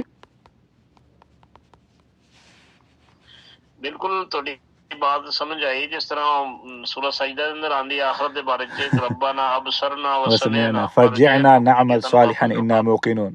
ਇੰਨਾ ਮੂਕਿਨੂਨ। ਅੱਲਾਹੁ ਅਕਬਰ। ਅੱਲਾਹੁ ਅਕਬਰ। ਤਾਂ ਵਾਸਤੇ ਹੱਕੁਲ ਯਕੀਨ ਕਿਆਮਤ ਵਾਲੇ ਦਿਨ ਹੀ ਮੁਮਕਿਨ ਹੋਣਾ ਹੈ, ਪਰ ਉਦੋਂ ਫਾਇਦਾ ਨਹੀਂ ਹੋਣਾ ਹੱਕੁਲ ਯਕੀਨ ਦਾ। ਉਦੋਂ ਫਿਰ ਲੱਥੇ ਪੈਣੇ ਨੇ। ਅੱਲਾਹ ਤਾਲਾ ਮਹਿਫੂਜ਼ ਫਰਮਾਏ, ਅੱਲਾਹ ਤਾਲਾ ਸਾਨੂੰ ਹਿਫਾਜ਼ਤ ਫਰਮਾਏ। ਅੱਛਾ ਅੱਜ ਦੀ ਜਿਹੜੀ ਕਹਿ ਲਓ ਕਿ ਗੁਫ਼ਤਗੂ ਦੇ ਵਿੱਚ ਆਪਾਂ ਕੀ ਕਰ ਸਕਦੇ ਹਾਂ, ਉਹ ਕਹਿ ਲਓ ਕਿ ਆਪਣੇ ਈਮਾਨ ਅਸੀਂ ਕਿਉਂ ਲੈ ਕੇ ਆਏ ਹਾਂ, ਠੀਕ ਹੈ, ਈਮਾਨ ਕਿਉਂ ਜ਼ਰੂਰੀ ਆ, ਅਸੀਂ ਮੁਸਲਮਾਨ ਕਿਉਂ ਆ, ਉਹਦੇ ਫਾਇਦਿਆਂ 'ਤੇ ਗੱਲ ਹੋ ਰਹੀ ਸੀਗੀ। ਉਹਦੇ ਫਾਇਦਿਆਂ ਦੀ ਈਮਾਨ ਦੇ ਫਾਇਦੇ, ਤੇ ਈਮਾਨ ਦੇ ਫਾਇਦਿਆਂ ਦੇ ਵਿੱਚ ਜਿਹੜੀ ਗੱਲ ਹੋ ਰਹੀ ਸੀ ਨਾ ਆਪਣੀ, ਕਿ ਅੱਲਾਹ ਤਾਲਾ ਨੇ ਕਿਸ ਤਰੀਕੇ ਨਾਲ ਸਾਡੇ ਜਿਸਮ ਨੂੰ ਤਿਆਰ ਕੀਤਾ ਹੈ, ਔਰ ਕਿਸ ਤਰੀਕੇ ਨਾਲ ਸਾਡੇ ਜਿਸਮ ਦੇ ਵਿੱਚ ਖੁਸ਼ੀ ਦੇ, ਗਮੀ ਦੇ ਕੈਮੀਕਲਸ ਨੇ ਜਿਹੜੇ ਰਿਲੀਜ਼ ਹੁੰਦੇ ਆ ਜਦੋਂ ਅਸੀਂ ਖੁਸ਼ ਹੁੰਦੇ ਹਾਂ, ਜਦੋਂ ਅਸੀਂ ਪਰੇਸ਼ਾਨ ਹੁੰਦੇ ਹਾਂ, ਅਸੀਂ ਰੋਂਦੇ ਹਾਂ, ਠੀਕ ਹੈ, ਜਾਂ ਘਬਰਾਉਂਦੇ ਹਾਂ, ਜਾਂ ਗੁੱਸਾ ਆਉਂਦਾ ਹੈ, ਨਫ਼ਰਤ ਆਉਂਦੀ ਹੈ। ਇਹਨਾਂ ਦੇ ਪਿੱਛੇ ਕੈਮੀਕਲਸ ਨੇ ਜਿਹੜੇ ਜਿਸਮ 'ਚ ਰਿਲੀਜ਼ ਹੁੰਦੇ ਆ, ਔਰ ਉਹਨਾਂ ਕੈਮੀਕਲਸ ਦੀ ਬਿਨਾ 'ਤੇ ਸਾਡੇ ਜਿਸਮ ਦੇ ਅੰਦਰ ਜੋ ਰੱਦੋ ਬਦਲ ਆਉਂਦਾ ਹੈ ਉਹ ਬੜਾ ਮਜ਼ੇਦਾਰ ਹੈਗਾ ਹੈ। ਅਤੇ ਅੱਲਾਹ ਰੱਬੁਲ ਇੱਜ਼ਤ ਨੇ ਇਸਲਾਮ ਸਾਨੂੰ ਦਿੱਤਾ ਹੈ ਇਤਨਾ ਪਿਆਰਾ ਇਹ ਸਿਸਟਮ ਹੈ ਵੇ ਕਿ ਇਹ ਉਹਨਾਂ ਤਮਾਮ ਕੈਮੀਕਲਸ ਨੂੰ ਬੜਾ ਬੈਲੈਂਸ ਕਰਦਾ ਹੈ। ਗੱਲ ਮੈਂ ਬੜੀ ਟੈਕਨੀਕਲ ਕਰ ਰਿਹਾ ਹੈਗਾ। ਐਵੇਂ ਸਮਝ ਲਓ, ਮੈਂ ਤੁਹਾਨੂੰ ਮਿਸਾਲ ਦਿੱਤੀ ਸੀ ਕਿ ਇੱਕ ਗੱਡੀ ਦੇ ਵਿੱਚ ਨਾ, ਕਾਰ ਦੇ ਵਿੱਚ 3 ਤੋਂ 4 ਕਿਸਮ ਦਾ ਤੇਲ ਪੈਂਦਾ ਹੈਗਾ। ਮਿਸਾਲ ਤੌਰ 'ਤੇ ਕਿ ਇੱਕ ਤਾਂ ਹੋ ਗਿਆ ਜੀ ਪੈਟਰੋਲ ਜਾਂ ਗੈਸ ਕਹਿ ਲਓ, ਪੈਟਰੋਲ ਹੋ ਗਿਆ ਜੀ, ਜਾਂ ਕੋਈ ਗੱਡੀਆਂ ਡੀਜ਼ਲ 'ਤੇ ਚੱਲਦੀਆਂ ਅਤੇ ਕਈ ਗੱਡੀਆਂ ਪੈਟਰੋਲ 'ਤੇ ਚੱਲਦੀਆਂ। ਦੂਜੇ ਨੰਬਰ 'ਤੇ ਹੋ ਗਿਆ ਜੀ ਇੰਜਨ ਆਇਲ ਹੋ ਗਿਆ ਜੀ। ਤੀਜੇ ਨੰਬਰ 'ਤੇ ਹੋ ਗਿਆ ਟਰਾਂਸਮਿਸ਼ਨ ਦਾ ਤੇਲ ਵੱਖਰਾ ਹੁੰਦਾ ਹੈ। ਚੌਥੇ ਨੰਬਰ 'ਤੇ ਹੁੰਦਾ ਹੈ ਕਹਿ ਲਓ ਕਿ ਬ੍ਰੇਕ ਦਾ ਤੇਲ, ਬ੍ਰੇਕਾਂ ਦੇ ਵਿੱਚ ਤੇਲ ਪੈਂਦਾ ਹੈ ਬ੍ਰੇਕ ਦੀ ਮਸ਼ੀਨ ਦੇ ਵਿੱਚ। ਅਤੇ ਚੌਥੇ ਨੰਬਰ 'ਤੇ ਹੁੰਦਾ ਹੈ, ਉਹਨੂੰ ਕਹਿੰਦੇ ਨੇ ਵਾਈਪਰ, ਉਹ ਪਾਣੀ ਹੁੰਦਾ ਹੈ, ਯਾਨੀ ਲਿਕੁਇਡ ਜਿਹੜੇ ਪੈਂਦੇ ਨੇ ਨਾ ਗੱਡੀ ਦੇ ਵਿੱਚ। ਵਾਈਪਰ ਹੁੰਦਾ ਜਿਹੜਾ ਗੱਡੀ ਦੀ ਵਿੰਡ ਸ਼ੀਲਡ ਨੂੰ ਸਾਫ਼ ਕਰਨ ਵਾਲਾ, ਉਹਦੇ ਵਿੱਚ ਹਲਕੀ ਜੀ ਉਹ ਅਲੱਗ ਕੈਮੀਕਲ ਹੁੰਦਾ ਹੈ, ਪਾਣੀ ਹੁੰਦਾ ਹੈ। ਫਿਰ ਉਸ ਤੋਂ ਬਾਅਦ ਇੱਕ ਹੋਰ ਜਗ੍ਹਾ 'ਤੇ ਪਾਣੀ ਪੈਂਦਾ ਜਿਹੜਾ ਕਹਿ ਲਓ ਕਿ ਅੱਗੇ ਇੰਜਨ ਨੂੰ ਠੰਡਾ ਰੱਖਣ ਵਾਸਤੇ। ਅਤੇ ਇਹ ਸਾਰੇ ਕੈਮੀਕਲਸ ਨੇ ਜਿਹੜੀ ਸਾਰੀਆਂ ਚੀਜ਼ਾਂ ਨੇ, ਤੇਲ, ਇਹ ਗੱਡੀ ਦੇ, ਮੈਨੂੰ ਕਿਹਨੇ ਮਿਊਟ ਕਰਤਾ, ਅੱਛਾ, ਇਹ ਸਾਰੇ ਕੈਮੀਕਲ ਜਿਹੜੇ ਨੇ ਨਾ, ਇਹ ਜਾਂ ਜਿਹੜੇ ਸਾਰੇ ਤੇਲ ਨੇ, ਇਹ ਇੱਕ ਗੱਡੀ ਨੂੰ ਇੱਕ ਅਹਿਮ ਮਿਕਦਾਰ ਦੇ ਮੁਤਾਬਕ, ਇੱਕ ਜ਼ਰੂਰੀ ਮਿਕਦਾਰ ਦੇ ਮੁਤਾਬਕ ਲਾਜ਼ਮੀ ਤੌਰ 'ਤੇ ਚਾਹੀਦੇ ਆ। ਅਗਰ ਉਹਨਾਂ ਦੀ ਮਿਕਦਾਰ ਅੱਗੇ ਪਿੱਛੇ ਹੋਏਗੀ ਨਾ, ਗੱਡੀ ਦਾ ਨੁਕਸਾਨ ਹੋ ਸਕਦਾ ਹੈ। ਮਿਸਾਲ ਦੇ ਤੌਰ 'ਤੇ ਅਗਰ ਇੰਜਨ ਦੇ ਵਿੱਚ ਤੇਲ ਉਹਦੀ ਜ਼ਰੂਰਤ ਤੋਂ ਜ਼ਿਆਦਾ ਪੈ ਜਾਏਗਾ ਨਾ, ਤਾਂ ਇੰਜਨ ਦਾ ਨੁਕਸਾਨ ਹੋ ਸਕਦਾ ਹੈ, ਇੰਜਨ ਬਰਬਾਦ ਹੋ ਸਕਦਾ ਹੈ। ਘੱਟ ਹੋਏਗਾ ਤਾਂ ਵੀ ਇੰਜਨ ਦਾ ਖਰਾਬੀ ਹੋ ਸਕਦੀ ਹੈ। ਨੰਬਰ 1। ਨੰਬਰ 2, ਐਵੇਂ ਟਰਾਂਸਮਿਸ਼ਨ ਦਾ ਤੇਲ ਹੈਗਾ, ਉਹ ਵੀ ਬੜਾ ਅਹਿਮ ਹੈਗਾ। ਉਹ ਟਰਾਂਸਮਿਸ਼ਨ ਹੁੰਦੀ ਜਿਹੜੀ ਗੇਅਰ ਬਦਲੀ ਦੇ ਆ, ਉੱਥੇ ਉਹ ਅਲੱਗ ਇੱਕ ਨਿੱਕਾ ਜਿਹਾ ਇੰਜਨ ਹੁੰਦਾ ਗੱਡੀ ਦੇ ਵਿੱਚ ਹੀ। ਇੰਜਨ ਦੇ ਨਾਲ ਇੱਕ ਨਿੱਕਾ ਜਿਹਾ ਇੰਜਨ ਹੁੰਦਾ ਜਿਹੜਾ ਉਹ ਗੇਅਰ ਕੰਟਰੋਲ ਕਰਦਾ ਹੈ। ਅੱਛਾ, ਉਹ ਹੁਣ ਉਹਦੇ ਵਿੱਚ ਅਲੱਗ ਤੇਲ ਪੈਂਦਾ ਹੈ ਤੇ ਉਹਨੂੰ ਲਿਕੁਇਡ ਕਿਹਾ ਜਾਂਦਾ, ਉਹ ਖਾਸ ਕਿਸਮ ਦਾ ਹੁੰਦਾ ਤੇਲ, ਪਤਲਾ ਹੁੰਦਾ ਹੈ ਮੋਬਿਲਾਇਲ ਨਾਲੋਂ, ਜਿਹੜਾ ਗੱਡੀ ਦੇ ਇੰਜਨ 'ਚ ਪੈਂਦਾ, ਉਹਦੀ ਇੱਕ ਖਾਸ ਮਿਕਦਾਰ ਹੈਗੀ ਆ। ਅਗਰ ਉਹਦੀ ਮਿਕਦਾਰ ਨੂੰ ਘੱਟ ਵੱਧ ਕਰਤਾ, ਉਹਦੇ ਨਾਲ ਟਰਾਂਸਮਿਸ਼ਨ ਨੂੰ ਮਸਲਾ ਪੈ ਸਕਦਾ ਹੈ, ਠੀਕ ਹੈ, ਗੇਅਰ ਮਸਲਾ ਕਰਨਗੇ। ਉਸ ਤੋਂ ਬਾਅਦ ਫਿਰ ਬ੍ਰੇਕਾਂ ਦਾ ਤੇਲ ਹੈਗਾ, ਉਹ ਵੀ ਅਹਿਮ ਹੈਗਾ। ਯਾਨੀ ਹਰ ਇੱਕ ਚੀਜ਼ ਦੀ ਇੱਕ ਖਾਸ ਮਿਕਦਾਰ ਹੈ, ਔਰ ਉਸ ਖਾਸ ਮਿਕਦਾਰ ਦੀ ਬਿਨਾ 'ਤੇ ਅਸੀਂ ਰੋਡ 'ਤੇ ਗੱਡੀ ਸਹੀ ਚਲਾ ਸਕਦੇ ਹਾਂ। ਤੇ ਅਗਰ ਉਹਨਾਂ 'ਚ ਕੋਈ ਵੀ ਮਿਕਦਾਰ ਅੱਗੇ ਪਿੱਛੇ ਹੁੰਦੀ ਆ ਤੇ ਸਾਨੂੰ ਸਕਰੀਨ 'ਤੇ ਨਿਸ਼ਾਨ ਨਜ਼ਰ ਆਉਣੇ ਸ਼ੁਰੂ ਹੋ ਜਾਂਦੇ ਕਿ ਇਹਦੇ ਵਿੱਚ ਇਹ ਮਸਲਾ ਹੈਗਾ। ਅਸੀਂ ਜੋ ਇਨਸਾਨ ਆ ਨਾ, ਸਿਰਫ ਇਸ ਇਨਸਾਨ ਨਹੀਂ ਕਿ ਸਾਡੇ ਅੰਦਰ ਬਕਾਇਦਾ ਤੌਰ 'ਤੇ ਇੱਕ ਇੰਜਨ ਚੱਲ ਰਿਹਾ ਹੈਗਾ, ਔਰ ਤਮਾਮ ਕੁਆਲਿਟੀਆਂ ਜਿਹੜੀਆਂ ਅੱਲਾਹ ਰੱਬੁਲ ਇੱਜ਼ਤ ਨੇ ਸਾਨੂੰ ਅਤਾ ਕੀਤੀਆਂ ਨੇ। ਖੁਸ਼ੀ, ਕਿਸ ਵਕਤ ਖੁਸ਼ ਹੋਣਾ ਚਾਹੀਦਾ ਹੈ, ਕਿਸ ਮਿਕਦਾਰ 'ਤੇ ਖੁਸ਼ ਹੋਣਾ ਚਾਹੀਦਾ ਹੈ, ਇਹ ਵਾ ਅੱਲਾਹ ਤਾਲਾ ਦਾ ਅਹਿਸਾਨ। ਔਰ ਅਗਰ ਬੰਦਾ ਬਿਲਾ ਵਜ੍ਹਾ ਹੀ ਹੱਸੀ ਜਾਵੇ ਨਾ, ਉਹਨੂੰ ਕਿਹਾ ਜਾਂਦਾ ਪਾਗਲ, ਉਸ ਬੰਦੇ ਨੂੰ ਇਲਾਜ ਦੀ ਜ਼ਰੂਰਤ ਆ, ਠੀਕ ਹੈ। ਨੰਬਰ 1। ਇੱਕ ਦੂਸਰੀ ਸਾਈਡ 'ਤੇ ਗਮੀ, ਪਰੇਸ਼ਾਨੀ, ਠੀਕ ਹੈ, ਜਾਂ ਰੋਣਾ। ਇਹਦੇ ਵਾਸਤੇ ਇੱਕ ਖਾਸ ਵਕਤ ਮੁਕਰਰ ਆ। ਇੱਕ ਖਾਸ ਵਕਤ 'ਤੇ ਬੰਦੇ ਨੂੰ ਰੋਣਾ ਆਉਣਾ ਚਾਹੀਦਾ ਹੈ, ਇੱਕ ਖਾਸ ਵਕਤ 'ਤੇ ਬੰਦੇ ਨੂੰ ਪਰੇਸ਼ਾਨ ਹੋਣਾ ਚਾਹੀਦਾ ਹੈ, ਖਾਸ ਕਿਸਮ ਦੀ ਖਬਰ 'ਤੇ ਬੰਦੇ ਨੂੰ ਪਰੇਸ਼ਾਨ ਹੋਣਾ ਚਾਹੀਦਾ ਹੈ। ਅਗਰ ਬੰਦਾ ਹਰ ਵੇਲੇ ਪਰੇਸ਼ਾਨ ਆ ਨਾ, ਤੇ ਬੰਦਾ ਬਿਮਾਰ ਆ, ਬੰਦੇ ਨੂੰ ਇਲਾਜ ਕਰਾਉਣਾ ਪਏਗਾ। ਉਸ ਤੋਂ ਬਾਅਦ ਫਿਰ ਸੈਕਚੁਅਲ ਹੈ ਵਾ, ਕਹਿ ਲਓ ਕਿ ਜਿਨਸੀ ਖਾਹਿਸ਼ ਇੱਕ ਵਕਤੀ ਜ਼ਰੂਰਤ ਦੇ ਮੁਤਾਬਕ ਉਹਦਾ ਪੈਦਾ ਹੋਣਾ, ਇਹ ਵਾ ਸਹੀ, ਇਹ ਵਾ ਬਿਹਤਰੀਨ। ਬਿਲਾ ਵਜ੍ਹਾ ਤੇ 24 ਘੰਟੇ ਜਿਨਸੀ ਖਾਹਿਸ਼ ਦਿਮਾਗ ਤੇ ਤਾਰੀ ਹੈ ਨਾ, ਇਲਾਜ ਦੀ ਜ਼ਰੂਰਤ ਆ। ਇਹਨੂੰ ਕਿਹਾ ਜਾਂਦਾ ਇੰਗਲਿਸ਼ ਦੇ ਵਿੱਚ ਹਾਈਪਰ ਸੈਕਚੁਅਲਿਟੀ। ਬਿਲਾ ਵਜ੍ਹਾ ਹੀ ਬੰਦਾ ਐਵੇਂ ਬੰਦਾ ਹੋਵੇ ਜਾਂ ਬੁੜੀ ਹੋਵੇ, ਬੰਦਿਆਂ 'ਚ ਵੀ ਤੇ ਬੁੜੀਆਂ 'ਚ ਦੋਵਾਂ 'ਚ ਮਸਲਾ ਹੁੰਦਾ ਹੈ। ਉਹਨਾਂ ਬਿਲਾ ਵਜ੍ਹਾ ਹੀ ਇੱਕ ਪਰੇਸ਼ਾਨੀ ਰਹਿੰਦੀ ਆ, ਹਰ ਵੇਲੇ ਇੱਕ ਹੀ ਖਿਆਲ ਰਹਿੰਦਾ ਹੈਗਾ, ਠੀਕ ਹੈ, ਹਰ ਵੇਲੇ ਜਿਹੇ ਤੇ ਇੱਕ ਹੀ ਚੀਜ਼ ਸਵਾਰ ਹੈਗੀ ਆ, ਭਾਵੇਂ ਮਸਜਿਦ ਹੋਵੇ, ਭਾਵੇਂ ਨਮਾਜ਼ ਹੋਵੇ, ਭਾਵੇਂ ਕਿਆਮ ਹੋਵੇ, ਭਾਵੇਂ ਮਹਿਫਲ ਹੋਵੇ, ਭਾਵੇਂ ਉਹ ਜੋ ਵੀ ਹੋਵੇ। ਇਹਨੂੰ ਕਿਹਾ ਜਾਂਦਾ ਹਾਈਪਰ ਸੈਕਚੁਅਲਿਟੀ।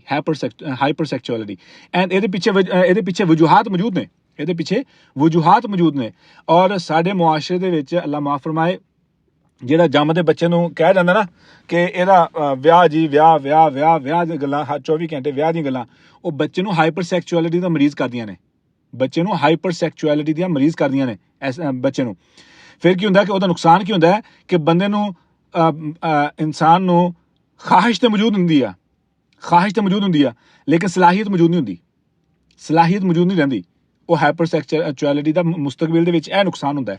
ਅੱਛਾ, ਹੁਣ ਇਹ ਜਿਹੜੇ ਤਮਾਮ ਜਜ਼ਬਾਤ ਜਿਹੜੀ ਮੈਂ ਗੱਲ ਕਰ ਰਿਹਾ ਹਾਂ, ਮੁਹੱਬਤ ਆ, ਠੀਕ ਹੈ, ਕਿਸ ਵੇਲੇ ਮੁਹੱਬਤ ਹੋਣੀ ਚਾਹੀਦੀ ਆ ਔਰ ਕਿਸ ਵੇਲੇ ਮੁਹੱਬਤ ਨਹੀਂ ਹੋਣੀ ਚਾਹੀਦੀ। ਮੁਹੱਬਤ ਮੁਰਾਦ ਕਿ ਕਿਦੋਂ ਇਹ ਫੀਲਿੰਗਸ ਜਾਂ ਅਹਿਸਾਸਾਤ ਮੁਹੱਬਤ ਦੇ ਇਹ ਜ਼ਿੰਦਾ ਹੋਣੇ ਚਾਹੀਦੇ ਨੇ ਔਰ ਕਿਦੋਂ ਨਹੀਂ ਜ਼ਿੰਦਾ ਹੋਣੇ ਚਾਹੀਦੇ, ਠੀਕ ਹੈ। ਇਹ ਹਰ ਵਕਤ ਨਹੀਂ ਜ਼ਿੰਦਾ ਰਹਿ ਸਕਦੇ। ਕੋਈ ਵੀ ਜਜ਼ਬਾਤ ਅਗਰ ਹਰ ਵੇਲੇ ਜ਼ਿੰਦਾ ਹੈ ਨਾ, ਬੰਦਾ ਬਿਮਾਰ ਹੈਗਾ ਹਰ ਵੇਲੇ। ਨੀਂਦ ਆ, ਠੀਕ ਹੈ, ਅਗਰ ਵਕਤ ਤੋਂ ਜ਼ਿਆਦਾ ਆ ਰਹੀ ਹੈ ਔਰ ਹਰ ਵੇਲੇ ਆ ਰਹੀ ਹੈ, ਬਿਮਾਰੀ ਹੈ, ਠੀਕ ਹੈ। ਨੀਂਦ ਨਹੀਂ ਆ ਰਹੀ, ਬਿਲਾ ਵਜ੍ਹਾ ਕੋਸ਼ਿਸ਼ ਕਰਨ ਦੇ ਬਾਵਜੂਦ ਵੀ ਨੀਂਦ ਨਹੀਂ ਆ ਰਹੀ, ਕਈ ਦਿਨ ਨਹੀਂ ਨੀਂਦ ਆ ਰਹੀ, ਬਿਮਾਰੀ ਆ, ਨੀਂਦ ਨਹੀਂ ਆ ਰਹੀ, ਠੀਕ ਹੈ। ਇੱਕ ਬੰਦਾ ਸੌਣਾ ਨਹੀਂ ਚਾਹੁੰਦਾ, ਨੀਂਦ ਆ ਰਹੀ, ਉਹ ਅਲੱਗ ਕੈਫੀਅਤ ਆ। ਮੈਂ ਗੱਲ ਕਰ ਰਿਹਾ ਕਿ ਨੀਂਦ ਹੀ ਨਹੀਂ ਆ ਰਹੀ, ਉਹ ਬਿਮਾਰੀ ਆ। ਤਾਂ ਵਾਸਤੇ ਸਾਨੂੰ ਇਹਨਾਂ ਚੀਜ਼ਾਂ ਦਾ ਬੜਾ ਮਖਸੂਸ ਅੰਦਾਜ਼ ਦੇ ਵਿੱਚ ਇਹਦਾ ਖਿਆਲ ਕਰਨਾ ਪੈਣਾ ਹੈ, ਇਹਦਾ ਬਕਾਇਦਾ ਤੌਰ 'ਤੇ ਸਿੱਖਣਾ ਪੈਣਾ ਹੈ। ਕਿਉਂ? ਸਾਨੂੰ ਆਪਣੇ ਬੱਚਿਆਂ ਦੀ ਜੇ ਮੁਸਤਕਬਲ ਦੀ ਫਿਕਰ ਆ ਤੇ ਸਾਨੂੰ ਇਹਨਾਂ ਚੀਜ਼ਾਂ ਨੂੰ ਸਿੱਖਣਾ ਪੈਣਾ ਹੈ, ਠੀਕ ਹੈ। ਅਗਰ ਆਪਣੇ ਤਲਬਾ ਦੇ ਮੁਸਤਕਬਲ ਦੀ ਫਿਕਰ ਆ, ਉਹ ਵੀ ਬੱਚੇ ਨੇ, ਸਾਡੇ ਬੇਟੇ ਬੇਟੀਆਂ ਹੁੰਦੀਆਂ ਨੇ, ਉਹਨਾਂ ਦੇ ਮੁਸਤਕਬਲ ਦੀ ਫਿਕਰ ਆ, ਸਾਨੂੰ ਇਹ ਚੀਜ਼ਾਂ ਸਿੱਖਣੀਆਂ ਪੈਣੀਆਂ ਨੇ, ਉਹਨਾਂ ਨੂੰ ਸਮਝਾਉਣੀਆਂ ਪੈਣੀਆਂ ਨੇ, ਠੀਕ ਹੈ। ਅੱਛਾ, ਹੁਣ ਮੈਂ ਨੋਟਿਸ ਕਰਾਂ ਕਿ ਇੱਕ ਇਨਸਾਨ ਹੈਗਾ, ਕਹਿ ਲਓ ਕਿ ਉਹ ਗੈਰ ਕਹਿ ਲਓ ਕਿ ਵਕਤ ਜਾਂ ਗੈਰ ਮੁਨਾਸਿਬ ਵਕਤ 'ਤੇ ਗੈਰ ਮੁਨਾਸਿਬ ਜਜ਼ਬਾਤ ਦਾ ਇਜ਼ਹਾਰ ਕਰ ਰਿਹਾ ਨਾ, ਗੈਰ ਮੁਨਾਸਿਬ ਵਕਤ 'ਤੇ ਗੈਰ ਮੁਨਾਸਿਬ ਜਜ਼ਬਾਤ ਦਾ ਇਜ਼ਹਾਰ ਕਰ ਰਿਹਾ, ਤਾਂ ਮੈਨੂੰ ਫੌਰੀ ਤੌਰ 'ਤੇ ਇੱਕ ਸਵਾਲ ਆਪਣੇ ਜ਼ਿਹਨ 'ਚ ਲੈ ਕੇ ਆਉਣਾ ਪਏਗਾ ਕਿ ਇਹਦੀ ਵਜ੍ਹਾ ਕੀ ਹੈ। ਮਿਸਾਲ ਦੇ ਤੌਰ 'ਤੇ ਬੱਚਾ ਰੋ ਰਿਹਾ ਹੈਗਾ, ਠੀਕ ਹੈ, ਮਾਂ ਨੇ ਦੁੱਧ ਪਿਲਾਤਾ ਹੈਗਾ, ਦੁੱਧ ਪਿਲਾ ਕੇ ਬੱਚੇ ਨੂੰ ਹਜੇ ਮਾਂ ਹਟੀ ਆ ਅਤੇ ਬੱਚਾ ਰੋਈ ਆ ਰਿਹਾ, ਅਤੇ ਬਾਪ ਨੂੰ ਜਾਂ ਮਾਂ ਨੂੰ ਕੀ ਸੋਚਣਾ ਪਏਗਾ, ਇਹ ਰੋਣ ਦੀ ਵਜ੍ਹਾ ਭੁੱਖ ਨਹੀਂ ਗਈ, ਇਹ ਵਜ੍ਹਾ ਕੋਈ ਹੋਰ ਆ, ਠੀਕ ਹੋ ਗਿਆ। ਬਿਮਾਰੀ ਦੀ ਤਸ਼ਖੀਸ ਵਾਸਤੇ ਤਾਂ ਵਾਸਤੇ ਇਹਨਾਂ ਕੈਮੀਕਲਸ ਦਾ ਕੀ ਫੰਕਸ਼ਨ ਆ ਔਰ ਕਿਵੇਂ ਸਾਡੇ ਜਿਸਮ 'ਚ ਕਿਸ ਵੇਲੇ ਰਿਲੀਜ਼ ਹੁੰਦੇ ਆ। ਮਿਸਾਲ ਦੇ ਤੌਰ 'ਤੇ ਮਾਂ ਜਦੋਂ ਬੇਟੇ ਨੂੰ ਗਲੇ ਲਾਉਂਦੀ ਨਾ, ਇੱਕ ਕੈਮੀਕਲ ਆ, ਉਹਨੂੰ ਕਿਹਾ ਜਾਂਦਾ ਆਕਸੀਟੋਸਿਨ, ਉਹ ਦਿਮਾਗ 'ਚ ਰਿਲੀਜ਼ ਹੁੰਦਾ ਹੈ। ਉਹ ਜਿਹੜੀ ਸਾਨੂੰ ਗਲੇ 'ਚ ਲਾ ਕੇ ਭਾਵੇਂ ਮਾਂ ਬੇਟੇ ਨੂੰ ਲਾਵੇ, ਭਾਵੇਂ ਬਾਪ ਬੇਟੇ ਨੂੰ ਲਾਵੇ, ਜਾਂ ਮਾਂ ਬੇਟੀ ਨੂੰ ਲਾਵੇ, ਜਾਂ ਮੀਆਂ ਬੀਵੀ ਇੱਕ ਦੂਸਰੇ ਨੂੰ ਮਿਲਣ, ਜਾਂ ਦੋ ਦੋਸਤ ਗਲੇ ਲਾ ਕੇ ਮਿਲਣ, ਠੀਕ ਹੈ। ਇਹਦੇ ਪਿੱਛੇ ਜੋ ਇਨਸਾਨ ਦੇ ਜਿਸਮ 'ਚ ਜੋ ਇੱਕ ਰਿਐਕਸ਼ਨ ਹੈ ਨਾ, ਉਹ ਰਿਐਕਸ਼ਨ ਸਮਝਣ ਵਾਲਾ। ਉਹ ਰਿਐਕਸ਼ਨ ਜਿਹੜਾ ਨਾ, ਉਹ ਜਿਹੜੇ ਦਿਲ ਦੇ ਅੰਦਰ ਜੋ ਜਜ਼ਬਾਤ ਪੈਦਾ ਹੁੰਦੇ, ਜੋ ਇੱਕ ਅਹਿਸਾਸ ਪੈਦਾ ਹੁੰਦਾ ਹੈ, ਠੀਕ ਹੈ, ਇੱਕ ਨਫ਼ਰਤ ਘਟ ਜਾਂਦੀ ਹੈ ਆਟੋਮੈਟਿਕਲੀ, ਨਫ਼ਰਤ ਖਤਮ ਹੋ ਜਾਂਦੀ ਹੈ। ਉੱਥੇ ਇੱਕ ਉਲਫਤ ਦੇ ਜਿਹੜੇ ਜਜ਼ਬਾਤ ਆਉਂਦੇ ਨਾ, ਉਹ ਜਜ਼ਬਾਤ ਦੇ ਪਿੱਛੇ ਕੈਮੀਕਲ ਆ ਜਿਹੜਾ ਰਿਲੀਜ਼ ਹੁੰਦਾ ਹੈ, ਠੀਕ ਹੈ। ਐਵੇਂ ਹੀ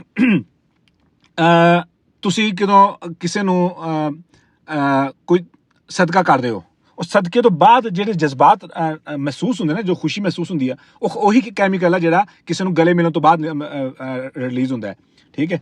ਅੱਛਾ, ਹੁਣ ਉਸ ਕੈਮੀਕਲ ਦਾ ਜ਼ਰੂਰੀ ਆ ਕਿ ਇੱਕ ਖਾਸ ਮਿਕਦਾਰ ਅੰਦਰ ਉਹ ਰਿਲੀਜ਼ ਹੋਵੇ, ਖਾਸ ਵਕਤ ਤੇ ਰਿਲੀਜ਼ ਹੋਵੇ, ਬਿਲਾ ਵਜ੍ਹਾ ਨਾਲ ਰਿਲੀਜ਼ ਹੋਵੇ। ਅਗਰ ਉਹ ਬਿਲਾ ਵਜ੍ਹਾ ਰਿਲੀਜ਼ ਹੋਈ ਆ ਰਿਹਾ ਤਾਂ ਬਿਮਾਰੀ ਆ, ਬਿਲਾ ਵਜ੍ਹਾ ਰਿਲੀਜ਼ ਹੋ ਰਿਹਾ ਤਾਂ ਬਿਮਾਰੀ ਆ, ਠੀਕ ਹੈ। ਔਰ ਮਜ਼ੇ ਵਾਲੀ ਗੱਲ ਹੈ ਕਿ ਮੈਂ ਆਪਣੇ ਆਪ ਨੂੰ ਐਸੇ ਤਰੀਕੇ ਮੌਜੂਦ ਨੇ ਕਿ ਮੈਂ ਗਲਤ ਤਰੀਕੇ ਨਾਲ ਵੀ ਉਸ ਕੈਮੀਕਲ ਨੂੰ ਰਿਲੀਜ਼ ਕਰ ਸਕਦਾ, ਜਿਹਦੇ ਜ਼ਰੀਏ ਮੈਨੂੰ ਉਹੀ ਫੀਲਿੰਗ ਆਉਣਗੀਆਂ, ਉਹੀ ਖੁਸ਼ੀ ਔਰ ਉਹੀ ਜਜ਼ਬਾਤ ਮੈਨੂੰ ਮਹਿਸੂਸ ਹੋਣਗੇ ਜੋ ਕਿ ਮੈਨੂੰ ਇੱਕ ਹਕੀਕੀ ਸਰਗਰਮੀ ਤੋਂ ਬਾਅਦ ਮਹਿਸੂਸ ਹੋਣੇ ਚਾਹੀਦੇ ਸੀ।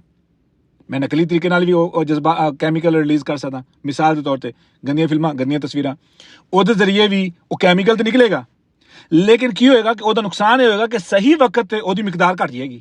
ਕਿਉਂ? ਮੈਨੂੰ ਗਲਤ ਵਕਤ ਤੇ ਜ਼ਿਆਦਾ ਰਿਲੀਜ਼ ਕਰ ਲਿਆ ਤੇ ਮੇਰੇ ਜਿਸਮ 'ਚ ਜਦੋਂ ਸਹੀ ਵਕਤ ਤੇ ਜ਼ਰੂਰਤ ਪੇਸ਼ ਆਈ ਉਦੋਂ ਹੈ ਨਹੀਂ, ਠੀਕ ਹੋ ਗਿਆ। ਉਹ ਤਾਂ ਵਾਸਤੇ ਫਿਰ ਮੀਆਂ ਬੀਵੀ ਦੇ ਤਲਾਕਾਂ ਦੇ ਵਿੱਚ ਪਰੇਸ਼ਾਨੀ ਆਉਣੀ ਸ਼ੁਰੂ ਹੋ ਜਾਂਦੀ। ਕਿਉਂ? ਮੀਆਂ ਦੇ ਜਾਂ ਬੀਵੀ ਦੇ ਜਜ਼ਬਾਤ ਦੇ ਅੰਦਰ ਉਹ ਕੈਮੀਕਲ ਦੀ ਕਮੀ ਹੋ ਚੁੱਕੀ। ਕਿਉਂ? ਉਹ ਗਲਤ ਵਕਤ ਤੇ ਗਲਤ ਮਿਕਦਾਰ ਦੇ ਵਿੱਚ ਨਿਕਲ ਕੇ ਉਹਦੀ ਮਿਕਦਾਰ ਘਟ ਗਈ। ਮੇਰੀ ਗੱਲ ਦੀ ਅਗਰ ਸਮਝ ਆ ਰਹੀ ਹੈ ਨਾ, ਤਾਂ ਪਲੀਜ਼ ਮੈਨੂੰ ਦੱਸੋ ਕਿ ਮੈਂ ਤੁਹਾਨੂੰ ਮੇਰਾ ਨੁਕਤਾ ਸਮਝ ਆ ਰਿਹਾ। ਮੈਂ ਕਿਉਂਕਿ ਮੈਂ ਜ਼ਿਆਦਾ ਤੋਂ ਜ਼ਿਆਦਾ ਆਸਾਨ ਕਰਕੇ ਸਮਝਾਉਣਾ ਚਾਹ ਰਿਹਾ, ਕਿਉਂਕਿ ਇਹ ਸਾਇੰਸ ਦੀ ਚੀਜ਼ ਹੈਗੀ ਹੈ ਤੇ ਬੜੀ ਕੰਪਲੀਕੇਟਡ ਹੈਗੀ ਹੈ। ਤੇ ਮੈਨੂੰ ਦੱਸਿਆ ਜਾਏ ਕਿ ਮੁਸ਼ਕਿਲ ਹੋਵੇ ਤਾਂ ਮੈਂ ਦੁਬਾਰਾ ਦੁਹਰਾ ਸਕਦਾ। ਫਿਰ ਇੱਕ ਕੈਮੀਕਲ ਹੈਗਾ ਉਹ ਨਿਕਲਦਾ ਹੈ ਜਦੋਂ ਮੈਂ ਮਿਸਾਲ ਤੌਰ ਤੇ ਕੋਈ ਕੰਮ ਖਤਮ ਕੀਤਾ, ਮਿਸਾਲ ਕੋਈ ਡਿਗਰੀ ਲਈ ਆ ਜਾਂ ਕੋਈ ਕਾਰੋਬਾਰ ਸ਼ੁਰੂ ਕੀਤਾ ਤਾਂ ਮੈਨੂੰ ਉਹ ਤੋਂ ਮੁਨਾਫਾ ਆਇਆ। ਮੁਨਾਫੇ ਤੋਂ ਬਾਅਦ ਇੱਕ ਖੁਸ਼ੀ ਆਉਂਦੀ ਆ। ਮੈਨੂੰ ਕਿਸੇ ਨੇ ਤੋਹਫਾ ਦਿੱਤਾ ਬਗੈਰ ਮੰਗਿਓ, ਬਗੈਰ ਸੋਚਿਓ, ਬਗੈਰ ਕਹਿ ਲਓ ਕਿ ਇਤਲਾਹ ਤੋਂ ਮੈਨੂੰ ਇੱਕ ਤੋਹਫਾ ਮਿਲਿਆ ਤੇ ਮੈਨੂੰ ਬੜੀ ਖੁਸ਼ੀ ਹੋ ਰਹੀ ਹੈ। ਉਹ ਖੁਸ਼ੀ ਦੇ ਪਿੱਛੇ ਇੱਕ ਖਾਸ ਕੈਮੀਕਲ ਆ, ਠੀਕ ਹੈ। ਉਸ ਤੋਂ ਬਾਅਦ ਕਿਸੇ ਨੇ ਮੇਰੀ ਤਾਰੀਫ ਕੀਤੀ ਆ, ਉਹਦੇ ਪਿੱਛੇ ਇੱਕ ਖਾਸ ਕੈਮੀਕਲ ਆ, ਉਹ ਮੈਨੂੰ ਜਿਹੜੀ ਖੁਸ਼ੀ ਹੁੰਦੀ ਆ। ਅੱਛਾ, ਹੁਣ ਇੱਕ ਤਾਂ ਸਹੀ ਤਰੀਕਾ ਇਹ ਆ ਕਿ ਮੈਂ ਇੱਕ ਕੰਮ ਕਰਾਂ ਤੇ ਕੰਮ ਤੋਂ ਬਾਅਦ ਮੈਂ ਤਾਰੀਫ ਲਵਾਂ। ਇਹ ਤਾਂ ਸੀ ਉਹਦਾ ਔਰਗੈਨਿਕ ਜਾਂ ਕਹਿ ਲਓ ਕਿ ਦੇਸੀ, ਜਾਂ ਔਰਗੈਨਿਕ ਕੀ ਹੁੰਦਾ, ਦੇਸੀ ਫਾਰਮੂਲਾ। ਉਹਦਾ ਨਕਲੀ ਫਾਰਮੂਲਾ ਵੀ ਆ। ਨਕਲੀ ਫਾਰਮੂਲਾ ਕੀ ਆ ਕਿ ਬੰਦਾ ਨਸ਼ਾ ਕਰਨਾ ਸ਼ੁਰੂ ਕਰ ਦੇਵੇ। ਨਸ਼ੇ 'ਚ ਵੀ ਉਹੀ ਕੈਮੀਕਲ ਨਿਕਲਣਾ, ਖੁਸ਼ੀ ਦਾ ਕੈਮੀਕਲ ਨਿਕਲਣਾ ਕਿ ਜਿੱਥੇ ਮੈਨੂੰ ਬੜੀ ਖੁਸ਼ੀ ਮਹਿਸੂਸ ਹੋਏਗੀ, ਲੇਕਿਨ ਮੈਂ ਕੋਈ ਕੰਮ ਨਹੀਂ ਕਰ ਰਿਹਾ, ਲੇਕਿਨ ਮੈਨੂੰ ਖੁਸ਼ੀ ਮਹਿਸੂਸ ਹੋ ਰਹੀ। ਕਿਉਂ ਮਹਿਸੂਸ ਹੋ ਰਹੀ? ਮੈਂ ਨਸ਼ਾ ਕਰ ਰਿਹਾ। ਹੁਣ ਇਹਦਾ ਮਤਲਬ ਆ ਕਿ ਨਕਲੀ ਤਰੀਕੇ ਨਾਲ ਵੀ ਉਸ ਕੈਮੀਕਲ ਨੂੰ ਰਿਲੀਜ਼ ਕੀਤਾ ਜਾ ਸਕਦਾ। ਤੇ ਡਾਕਟਰ ਜਿਹੜਾ ਇਲਾਜ ਕਰਦੇ ਨੇ ਨਾ ਬਿਮਾਰੀਆਂ ਦਾ, ਉਹ ਪਿੱਛੇ ਬੇਸਿਕਲੀ ਸਾਇੰਸ ਇਹੀ ਹੁੰਦੀ, ਤੁਹਾਨੂੰ ਦੱਸਿਆ ਨਾ, ਤਕਲੀਫ ਹੋ ਰਹੀ ਹੁੰਦੀ ਆ ਤੇ ਗਿੱਟੇ ਤਕਲੀਫ ਹੁੰਦੀ ਆ ਤੇ ਇੱਕੋ ਗੋਲੀ ਚੱਲ ਰਹੀ ਹੁੰਦੀ ਆ। ਉਸੇ ਨਾਲ ਗਿੱਟੇ ਵੀ ਤਕਲੀਫ ਹਟ ਜਾਂਦੀ ਆ, ਢਿੱਡ ਦੀ ਵੀ ਹਟ ਜਾਂਦੀ ਆ, ਜ਼ਖਮ ਦੀ ਵੀ ਹਟ ਜਾਂਦੀ ਆ, ਬਾਂਹ ਦੀ ਵੀ ਹਟ ਜਾਂਦੀ ਆ, ਸਿਰ ਦੀ ਤਕਲੀਫ ਵੀ ਹਟ ਜਾਂਦੀ। ਤਕਲੀਫ ਜਿੱਥੇ ਵੀ ਹਟ ਜਾਂਦੀ, ਕਿਆ ਉਹ ਗੋਲੀ ਲੱਭ ਲੈਂਦੀ ਕਿ ਇੱਥੇ ਦਰਦ ਹੋ ਰਹੀ? ਨਾ, ਗੋਲੀ ਨਹੀਂ ਦਰਦ ਲੱਭਦੀ। ਗੋਲੀ ਦਿਮਾਗ ਦੇ ਉਸ ਹਿੱਸੇ ਨੂੰ ਲੱਭਦੀ ਜਿੱਥੇ ਦਰਦ ਮਹਿਸੂਸ ਹੋ ਰਹੀ ਹੈ, ਬਸ। ਉਹ ਤੇ ਇੱਕ ਹੀ ਜਗ੍ਹਾ ਨਾ, ਉੱਥੇ ਜਾ ਕੇ ਦਵਾਈ ਆਪਣਾ ਅਸਰ ਕਰ ਦਿੰਦੀ ਆ ਤੇ ਦਰਦ ਜਿੱਥੇ ਵੀ ਹੋਵੇ ਤੁਹਾਨੂੰ ਮਹਿਸੂਸ ਹੋਣਾ ਬੰਦ ਹੋ ਜਾਂਦੀ। ਇਹ ਫਾਰਮੂਲਾ ਹੈਗਾ। ਅੱਛਾ, ਹੁਣ ਇਸਲਾਮ ਦੀ ਖੂਬੀ ਇਹ ਆ ਕਿ ਇਸਲਾਮ ਨੇ ਸਾਨੂੰ ਇਸ ਕਿਸਮ ਦਾ ਇੱਕ ਨਿਜ਼ਾਮੇ ਹਯਾਤ ਦਿੱਤਾ ਹੈ ਕਿ ਇੱਕ ਮੁਕੰਮਲ, ਜਦੋਂ ਇਨਸਾਨ ਸਹੀ ਤੌਰ ਤੇ ਇਸਲਾਮ ਤੇ ਅਮਲ ਕਰਦਾ ਨਾ, ਸਹੀ ਤੌਰ ਤੇ ਇਸਲਾਮ ਤੇ ਅਮਲ ਕਰਦਾ ਹੈ, ਇੱਕ ਇੰਤਹਾਈ ਕਾਮਲ ਸ਼ਖਸੀਅਤ ਮੁਆਸ਼ਰੇ 'ਚ ਆ ਜਾਂਦੀ ਹੈ। ਇੰਤਹਾਈ ਕਾਮਲ ਸ਼ਖਸੀਅਤ, ਉਹਦਾ ਸਬਰ, ਉਹਦਾ ਤਹਮਲ, ਉਹਦੀ ਬੁਰਦਬਾਰੀ, ਉਹਦਾ ਅਖਲਾਕ, ਉਹਦਾ ਰਵੱਈਆ, ਉਹਦੀ ਗੁਫ਼ਤਗੂ, ਉਹਦੀ ਤਾਲੀਮ, ਉਹਦੀ ਤਰਬੀਅਤ, ਉਹਦੀ ਸ਼ਖਸੀਅਤ, ਹਰ ਚੀਜ਼ ਮਿਆਰੀ ਹੋਏਗੀ। ਹਰ ਚੀਜ਼ ਕਿਉਂ ਮਿਆਰੀ ਹੋਏਗੀ? ਕਿਉਂਕਿ ਇਸਲਾਮ ਨੇ ਇਨਸਾਨ ਦੇ ਅੰਦਰ ਰਿਲੀਜ਼ ਹੋਣ ਵਾਲੇ ਤਮਾਮ ਕੈਮੀਕਲ ਨੂੰ ਬੜਾ ਤਰਤੀਬ ਦਿੱਤਾ ਆ। ਉਹਦੇ ਵਿੱਚ ਤਕੱਬਰ ਨਹੀਂ ਹੋਏਗਾ। ਹੁਣ ਤਕੱਬਰ ਦੇ ਪਿੱਛੇ ਕੀ ਕੈਮੀਕਲ ਹੈ ਜੀ? ਇਹ ਵੀ ਪਿੱਛੇ ਬਕਾਇਆ ਤੌਰ ਤੇ ਕੈਮੀਕਲ ਹੈਗਾ ਜੀ, ਠੀਕ ਹੈ। ਔਰ ਉਹ ਰਿਲੀਜ਼ हर वेले ही रिलीज हर वेले ही वो निकलना है तकबर वाला कैमिकल, ठीक है। ਜਦੋਂ ਵੀ ਬੰਦੇ ਨੂੰ ਉਸ ਪੋਜੀਸ਼ਨ ਜਾਣਾ ਪੈ ਗਿਆ, ਬੰਦੇ ਮਿਸਾਲ ਦੇ ਤੌਰ ਤੇ ਅਗਰ ਮੈਨੂੰ ਲੱਗੇ ਨਾ ਕਿ ਮੇਰੀ ਤਕਰੀਰ ਦੇ ਵਿੱਚ ਅੱਜ ਮੇਰੀ ਜੁਮੇ ਦੇ ਵਿੱਚ ਬੰਦੇ ਘੱਟ ਸੀ ਨਾ, ਤਾਂ ਅੱਜ ਜੁਮੇ ਦਾ ਮਜ਼ਾ ਨਹੀਂ ਆਇਆ ਯਾਰ, ਬੰਦੇ ਘੱਟ ਆਏ ਯਾਰ। ਇਹ ਤਕਬਰ ਦੀ ਬਿਮਾਰੀਆਂ ਚੋਂ ਇੱਕ ਬਿਮਾਰੀ ਆ। ਮੈਂ ਤੇ ਪੈਗਾਮ ਪਹੁੰਚਾਣਾ, ਬੰਦੇ ਘੱਟ ਆ ਭਾਵੇਂ ਜ਼ਿਆਦਾ ਯਾਰ, ਦੇਖ ਮੇਰੇ ਕਿੰਨੇ ਫਾਲੋਅਰ ਜੀ, ਆਓ ਬੰਦਾ ਵੇਖੋ, ਇਹ ਬੰਦੇ ਕੋਈ ਔਕਾਤ ਆ ਲੈ, ਇਹਦੇ ਕੋਲ 4 ਬੰਦੇ ਮਸਜਿਦ ਆਉਂਦੇ, ਸਾਡੀ ਮਸਜਿਦ ਵੇਖੋ ਜੀ। ਮੈਂ ਚूंकि ਮੈਂ ਮੌਲਵੀ ਹਾਂ ਤੇ ਮੈਂ ਮੌਲਵੀਆਂ ਦੀ ਮਿਸਾਲਾਂ ਮੈਂ ਦੇਣੀ ਹੁੰਦੀ, ਕਿਉਂਕਿ ਸਾਨੂੰ ਤੇ ਆਪਣੀ ਜ਼ਾਤ ਦਾ ਮਸਲਾ ਨਾ, ਕਿਉਂਕਿ ਅਸੀਂ ਤੇ ਇਸ ਚੀਜ਼ ਨੂੰ ਦੇਖਣਾ। ਜਾਂ ਇੰਟਰਨੈਟ ਤੇ YouTube ਆ ਗਿਆ ਜੀ, ਉਹ ਵੇਖੋ ਜੀ ਫਲਾਣੇ ਬੰਦੇ ਦੇ YouTube ਤੇ ਫਾਲੋਅਰ ਦੇਖੋ ਜੀ ਕਿੰਨੇ ਬੰਦੇ ਸੁਣਨ ਵਾਲੇ, ਇਹਦੀ ਵੀਡੀਓ ਦੇਖੀ ਕਿੱਡੀ ਮਸ਼ਹੂਰ ਹੋਈ, ਇਸ ਬੰਦੇ ਦੀ ਵੇਖੋ, ਇਹ ਕੋਈ ਬੰਦਾ ਲੈ 4 ਬੰਦੇ ਸੁਣਨ ਵਾਲੇ, ਉਹਦੀ ਗੱਲ ਦੀ ਕੋਈ ਅਹਿਮੀਅਤ ਨਹੀਂ, ਉਹਦੇ ਪੈਗਾਮ ਪੜ੍ਹੇ ਕੁਰਾਨ ਦੀ ਕੋਈ ਅਹਿਮੀਅਤ ਨਹੀਂ, ਕਿਉਂਕਿ ਥੋੜੇ ਲੋਕਾਂ ਨੇ ਸੁਣਿਆ, ਬੰਦਾ ਘਟਿਆ ਜੀ। ਇਹ ਵੀ ਤਕਬਰ ਦੀ ਇੱਕ ਕੈਟਾਗਰੀ ਹੈ, ਇਹ ਜਦੀਦ ਕੈਟਾਗਰੀ ਆ ਗਈ ਜੀ, ਠੀਕ ਹੈ। ਤੇ ਜਦੋਂ ਵੀ ਬੰਦੇ ਨੂੰ ਇਹ ਲੱਗੇ ਕਿ ਮੇਰੇ ਮਿਆਰ ਦੇ ਮੁਤਾਬਕ ਕੋਈ ਕੰਮ ਨਹੀਂ ਨਾ ਹੋ ਰਿਹਾ, ਮੇਰੇ ਮਿਆਰ ਦੇ ਮੁਤਾਬਕ, ਇਹਦੇ ਪਿੱਛੇ ਕੈਮੀਕਲ ਆ, ਮਿਆਰ ਦੇ ਮੁਤਾਬਕ ਕੰਮ ਨਹੀਂ ਹੋ ਰਿਹਾ, ਇਹ ਤਕਬਰ ਆ। ਤੇਰਾ ਮਿਆਰ ਹੀ ਕੀ ਆ? ਅਗਰ ਤੇ ਇਸਲਾਮ ਦੇ ਮਿਆਰ ਤੇ ਗੱਲ ਹੋ ਰਹੀ ਹੈ ਤੇ ਮੇਰਾ ਤਾਂ ਕੋਈ ਮਿਆਰ ਹੈ ਹੀ ਨਹੀਂ, ਮੇਰਾ ਤੇ ਮਿਆਰ ਹੀ ਇਸਲਾਮ ਆ। ਤੇ ਇਸਲਾਮ ਦੇ ਮਿਆਰ ਤੇ ਹਰ ਬੰਦਾ ਪੂਰਾ ਉਤਰੇਗਾ, ਹਰ ਬੰਦੇ ਦਾ ਇੱਕ ਹੀ ਮਿਆਰ ਹੋ ਜਾਏ ਤੇ ਮਸਲਾ ਹੀ ਖਤਮ ਹੋ ਜਾਵੇ। ਪਰ ਚूंकि ਮੇਰਾ ਮਿਆਰ ਜ਼ਾਤੀ ਮਿਆਰ ਆ ਤੇ ਮੇਰੇ ਮਿਆਰ ਦੇ ਮੁਤਾਬਕ ਕੋਈ ਕੰਮ ਨਹੀਂ ਹੋ ਰਿਹਾ, ਲਿਹਾਜ਼ਾ ਮੈਨੂੰ ਚੀਜ਼ ਨਹੀਂ ਚੰਗੀ ਲੱਗ ਰਹੀ, ਇਸ ਵਜ੍ਹਾ ਤੋਂ ਮੇਰੇ ਅੰਦਰ ਅੱਲਾ ਮਾਫ ਫਰਮਾਏ ਤਕਬਰ ਹੋਏਗਾ, ਠੀਕ ਹੈ। ਤੇ ਉਹ ਕਿਸੇ ਵੀ ਲਿਹਾਜ਼ ਨਾਲ ਭਾਵੇਂ ਕੋਈ ਬੰਦਾ ਕੋਲ ਲੈ ਮੇਰੀ ਮਿਆਰ ਦੀ ਗੁਫ਼ਤਗੂ ਨਹੀਂ ਬੰਦਾ ਕਰ ਰਿਹਾ, ਲੈ ਇਹ ਕੋਈ ਤਰੀਕਾ ਹੈ ਮੇਰੇ ਨਾਲ ਤੂੰ ਐਵੇਂ ਗੱਲ ਕਰਨੀ, ਇਹ ਕੋਈ ਤਰੀਕਾ ਤੇਰਾ ਮੇਰੇ ਨਾਲ ਗੱਲ ਕਰਨ ਦਾ, ਇਹ ਤਕਬਰ ਦੀ ਅਲਾਮਤ ਹੈ, ਠੀਕ ਹੈ। ਹੁਣ ਅੱਲਾਹ ਰੱਬੁਲ ਇੱਜ਼ਤ ਨੇ ਮਿਸਾਲ ਦੇ ਤੌਰ ਤੇ ਇੱਕ ਕੈਮੀਕਲ ਆ ਜਿਹੜਾ ਕਿ ਤੁਹਾਨੂੰ ਮੈਂ ਦੱਸਿਆ ਸੀਗਾ 6 ਸਾਲ ਦੀ ਜਾਂ 7 ਸਾਲ ਦੀ ਉਮਰ 'ਚ ਬੱਚੇ 'ਚ ਰਿਲੀਜ਼ ਹੁੰਦਾ, ਤੇ ਬੱਚੇ ਨੂੰ ਨਹੀਂ ਪਤਾ ਹੁੰਦਾ ਕਿ ਉਹ ਕੈਮੀਕਲ ਆਪਣਾ ਕੰਮ ਕਰ ਰਿਹਾ, ਤੇ ਨਾ ਮਾਂ ਪਿਓ ਨੂੰ ਪਤਾ ਹੁੰਦਾ, ਨਾ ਮਾਂ ਪਿਓ ਨੂੰ ਪਤਾ ਹੁੰਦਾ ਕਿ ਬੱਚੇ ਦੇ ਅੰਦਰ ਕੈਮੀਕਲ ਕੰਮ ਕਰ ਰਿਹਾ, ਕਿ ਬੱਚਾ ਸੁਣ ਰਿਹਾ। ਨਾ ਬੱਚੇ ਨੂੰ ਪਤਾ ਹੁੰਦਾ ਕਿ ਬੱਚਾ ਸੁਣ ਰਿਹਾ, ਤੇ ਨਾ ਮਾਂ ਪਿਓ ਨੂੰ ਪਤਾ ਹੁੰਦਾ ਕਿ ਬੱਚਾ ਸੁਣ ਰਿਹਾ, ਲੇਕਿਨ ਬੱਚੇ ਦਾ ਦਿਮਾਗ ਦੇ ਅੰਦਰ ਮੌਜੂਦ ਉਹ ਕੈਮੀਕਲ ਬੱਚੇ ਦੇ ਅੰਦਰ ਰਿਕਾਰਡਿੰਗ ਲਾਈ ਬੈਠਾ ਹੁੰਦਾ ਹੈ। ਉਹਨੂੰ ਕਿਹਾ ਜਾਂਦਾ ਸੈਰੀਟੋਨਨ ਉਸ ਕੈਮੀਕਲ ਨੂੰ ਕਿਹਾ ਜਾਂਦਾ। ਤੇ ਆਪਣੀ ਇਸ ਪਹਿਲੇ ਮੌਜੂਦ ਥੋੜੀ ਪਹਿਲੇ ਗੱਲ ਵੀ ਹੋਈ ਸੀਗੀ। ਅੱਛਾ, ਉਹ ਕੈਮੀਕਲ ਦਾ ਫੰਕਸ਼ਨ ਕੀ ਆ? ਕੈਮੀਕਲ ਦਾ ਫੰਕਸ਼ਨ ਇਹ ਆ ਕਿ ਬੱਚਾ ਵੇਖਦਾ ਹੈ ਕਿ ਕਿੰਨਾ ਗੱਲਾਂ ਤੇ ਮੈਂ ਖੁਸ਼ ਹੋਣਾ ਹੈ, ਕਿੰਨਾ ਗੱਲਾਂ ਤੇ ਮੈਂ ਪਰੇਸ਼ਾਨ ਹੋਣਾ ਹੈ, ਮਾਂ ਪਿਓ ਦੀ ਖੁਸ਼ੀ ਕੀ ਆ, ਮਾਂ ਪਿਓ ਦੀ ਪਰੇਸ਼ਾਨੀ ਕੀ ਆ, ਤੇ ਮੈਂ ਕੀ ਬਣਨਾ ਹੈ। ਉਸ ਖੁਸ਼ੀ 'ਚ ਸਭ ਤੋਂ ਬਿਹਤਰੀਨ ਕੌਣ ਹੈ ਤੇ ਮੈਂ ਉਹ ਬਣਨਾ ਹੈ, ਤੇ ਉਸ ਪਰੇਸ਼ਾਨੀ 'ਚ ਸਭ ਤੋਂ ਜ਼ਿਆਦਾ ਘਟੀਆ ਕਿਹੜਾ ਤੇ ਮੈਂ ਉਸ ਤੋਂ ਬਚਣਾ ਹੈਗਾ। ਅਗਰ ਮਾਂ ਪਿਓ ਬੈਠ ਕੇ ਨਾ ਬੱਚੇ ਦੇ ਸਾਹਮਣੇ ਗੱਲ ਇਹ ਕਰਦੇ ਹੋਣਗੇ ਨਾ, ਰੁਪਈਆ ਤੋਂ ਮੁਰਾਦ ਫਲਾਨੀ ਚੀਜ਼ ਮੁੱਕ ਗਈ, ਫਲਾਨੀ ਚੀਜ਼ ਚਾਹੀਦੀ, ਫਲਾਨੀ ਚੀਜ਼ ਚਾਹੀਦੀ, ਫਲਾਨੀ ਜ਼ਰੂਰਤ ਆ, ਫਲਾਨੀ ਜਗ੍ਹਾ ਤੇ ਜਾਣਾ, ਫਲਾਣੇ ਪੈਸੇ ਚਾਹੀਦੇ ਆ, ਤਨਖਾਹ ਪੈਸੇ ਹੋ ਰਹੇ ਆ, ਤੇ ਬੱਚੇ ਨੇ ਦੱਸਿਆ ਕੀ ਸੋਚਣਾ ਕਿ ਪੈਸਾ ਹੀ ਕਾਮਯਾਬੀ ਹੈ ਜੀ। ਅਗਰ ਮਾਂ ਬੈਠੀ ਹੈ ਤੇ ਜਾਂ ਪਿਓ ਬੈਠਾ ਗੱਲ ਕਰ ਰਿਹਾ ਜੀ, ਜੋ ਵੀ ਸ਼ਿਕਵੇ ਜੋ ਤਕਲੀਫ ਪਰੇਸ਼ਾਨੀਆਂ ਹੈ ਨੇ, ਗੁਰਬਤ ਆ ਮਿਸਾਲ ਤੌਰ ਤੇ ਕਿ ਲੈ ਜੀ ਫਲਾਣੇ ਵਾਸਤੇ ਪੈਸੇ ਮੁੱਕ ਗਏ ਜੀ, ਫਲਾਣੀ ਚੀਜ਼ ਮੁੱਕ ਗਈ, ਫਲਾਣਾ ਬੰਦਾ ਬੜਾ ਮਾੜਾ ਜੀ, ਫਲਾਣੇ ਬੰਦੇ ਦੇ ਹਾਲਾਤ ਬੜੇ ਮਾੜੇ ਜੀ, ਕਿਉਂ ਜੀ ਗੁਰਬਤ ਆ ਜੀ। ਤੇ ਬੱਚੇ ਨੇ ਕਹਿਣਾ ਲਾ ਜੀ ਮੈਂ ਗਰੀਬ ਨਹੀਂ ਹੋਣਾ ਜੀ। ਅੱਛਾ, ਹੁਣ ਬੱਚੇ ਨੇ ਇਹ ਸੋਚ ਲੈਣਾ ਕਿ ਮੈਂ ਚूंकि ਪੈਸੇ ਵਾਲਾ ਬੰਦਾ ਕਾਮਯਾਬ ਹੈ, ਦੇਖਣਾ ਕਿ ਸਭ ਤੋਂ ਜ਼ਿਆਦਾ ਪੈਸਾ ਕਿਹਦੇ ਕੋਲ ਹੈ, ਤੇ ਮੈਂ ਉਹ ਪੈਸਾ ਹਾਸਲ ਕਰਨਾ ਹੈ, ਉਨਾ ਪੈਸਾ ਹਾਸਲ ਕਰਨਾ ਹੈ ਜਿਹੜਾ ਸਭ ਤੋਂ ਜ਼ਿਆਦਾ ਹੈ, ਔਰ ਜਿਹੜਾ ਸਭ ਤੋਂ ਗਰੀਬ ਆ ਮੈਂ ਉਹ ਤੋਂ ਬਚਣਾ ਹੈਗਾ, ਮੈਂ ਗਰੀਬ ਨਹੀਂ ਬਣਨਾ। ਲਿਹਾਜ਼ਾ ਬੱਚੇ ਦਾ ਇਹ ਹੁਣ ਮਸ਼ੀਨ ਨੇ ਸੈੱਟ ਕਰਤਾ ਹੈ। ਤੇ ਲਿਬਾਸ ਕਿਵੇਂ ਦਾ ਪਾਣਾ ਹੈ, ਕਿਸ ਤਰੀਕੇ ਨਾਲ ਰਹਿਣਾ ਹੈ, ਇਹ ਉਹ ਕੈਮੀਕਲ ਹੈ ਜਿਹੜਾ ਬੱਚੇ ਦੇ ਜ਼ਿਹਨ 'ਚ ਇਹ ਚੀਜ਼ਾਂ ਰਿਕਾਰਡ ਕਰ ਰਿਹਾ। ਦੂਸਰੀ ਸਾਈਡ ਤੇ ਇੱਕ ਮਾਂ ਵਾ, ਉਹ ਕਹਿ ਰਹੀ ਹੈ ਕਿ ਅੱਜ ਤਹੱਜਦ ਨਹੀਂ ਪੜੀ ਗਈ, ਬੱਚੇ ਸੁਣ ਰਹੇ ਨੇ, ਪਿਓ ਵੀ ਬੈਠਾ ਆ ਤੇ ਬੜੇ ਅਖਲਾਕ ਦੇ ਨਾਲ, ਬੜੇ ਪਿਆਰ ਦੇ ਨਾਲ ਅੱਜ ਜਿਹੜੀ ਨਾ ਆਪਣੀ ਫਜਰ ਦੀ ਤਹੱਜਦ ਮਿਸ ਹੋ ਗਈ ਜੀ। ਬਾਪ ਵੀ ਪਰੇਸ਼ਾਨ ਹੈ ਕਿ ਅੱਜ ਦੀ ਤਹੱਜਦ ਦੀ ਨਮਾਜ਼ ਨਹੀਂ ਮਿਸ ਹੋਣੀ ਚਾਹੀਦੀ ਸੀ। ਅੱਛਾ, ਉਸ ਤੋਂ ਬਾਅਦ ਮਾਂ ਕਹਿ ਰਹੀ ਕਿ ਅੱਜ ਤਲਾਵਤ ਨਹੀਂ ਹੋ ਸਕੀ ਜੀ, ਤਲਾਵਤ ਮਿਸ ਹੋ ਗਈ ਜੀ, ਤੇ ਬੜੀ ਪਰੇਸ਼ਾਨ ਹੈ ਤਲਾਵਤ ਦੀ ਵਜ੍ਹਾ ਤੋਂ, ਤਲਾਵਤ ਮਿਸ ਹੋ ਗਈ ਜੀ। ਤੇ ਗੱਲ ਹੋ ਰਹੀ ਹੈ ਜੀ ਕਿ ਫਲਾਣੇ ਰਿਸ਼ਤੇਦਾਰ ਨੂੰ ਪੈਸੇ ਦੇ ਕੇ ਆਣੇ ਜੀ, ਫਲਾਣੇ ਰਿਸ਼ਤੇਦਾਰ ਨੂੰ ਤਾਵਨ ਕਰਨਾ ਜੀ, ਫਲਾਣੇ ਰਿਸ਼ਤੇਦਾਰ ਨਾਲ ਮਾਲੀ ਤਾਵਨ ਕਰਨਾ ਜੀ, ਫਲਾਣੀ ਜਗ੍ਹਾ ਤੇ ਜਾ ਕੇ ਤਿਮਾਰਦਾਰੀ ਕਰਕੇ ਆਣੀ ਹੈ ਜੀ, ਠੀਕ ਹੈ। ਨਮਾਜ਼ ਦੇ ਬਾਰੇ ਗੱਲ ਹੋ ਰਹੀ ਹੈ, ਜ਼ਿਕਰ ਅਜ਼ਕਾਰ ਦੇ ਬਾਰੇ ਗੱਲ ਹੋ ਰਹੀ ਹੈ। ਬੱਚਿਆਂ ਨੂੰ ਤੁਸੀਂ ਦੱਸ ਨਹੀਂ ਰਹੇ, ਤੁਸੀਂ ਆਪਸ ਗੱਲ ਕਰ ਰਹੇ ਹੋ, ਇਸ ਚੀਜ਼ ਦੀ ਫਿਕਰ ਦਿਖਾ ਰਹੇ ਹੋ ਫਿਕਰ ਦਾ ਇਜ਼ਹਾਰ ਕਰ ਰਹੇ ਹੋ ਕਿ ਸਾਡੀ ਤਹੱਜਦ ਮਿਸ ਹੋ ਗਈ ਆ, ਸਾਡੀ ਨਮਾਜ਼ ਮਿਸ ਹੋ ਗਈ ਆ, ਜਾਂ ਨਮਾਜ਼ ਤਾਖੀਰ ਹੋ ਗਈ ਆ, ਤਿਲਾਵਤ 'ਚ ਤਾਖੀਰ ਹੋ ਗਈ ਆ, ਜਾਂ ਤਿਲਾਵਤ ਘੱਟ ਹੋਈ ਆ, ਜਾਂ ਰਿਸ਼ਤੇਦਾਰੀ ਦੇ ਹਕੂਕ ਨਹੀਂ ਅਦਾ ਹੋ ਰਹੇ, ਦੁਨੀਆ ਮੀਆਂ ਬੀਵੀ ਦੇ ਹਕੂਕ ਨਹੀਂ ਅਦਾ ਹੋ ਰਹੇ, ਔਲਾਦ ਦੇ ਹਕੂਕ ਨਹੀਂ ਅਦਾ ਹੋ ਰਹੇ, ਇਹਨਾਂ ਚੀਜ਼ਾਂ ਦੀ ਪਰੇਸ਼ਾਨੀ ਹੈ।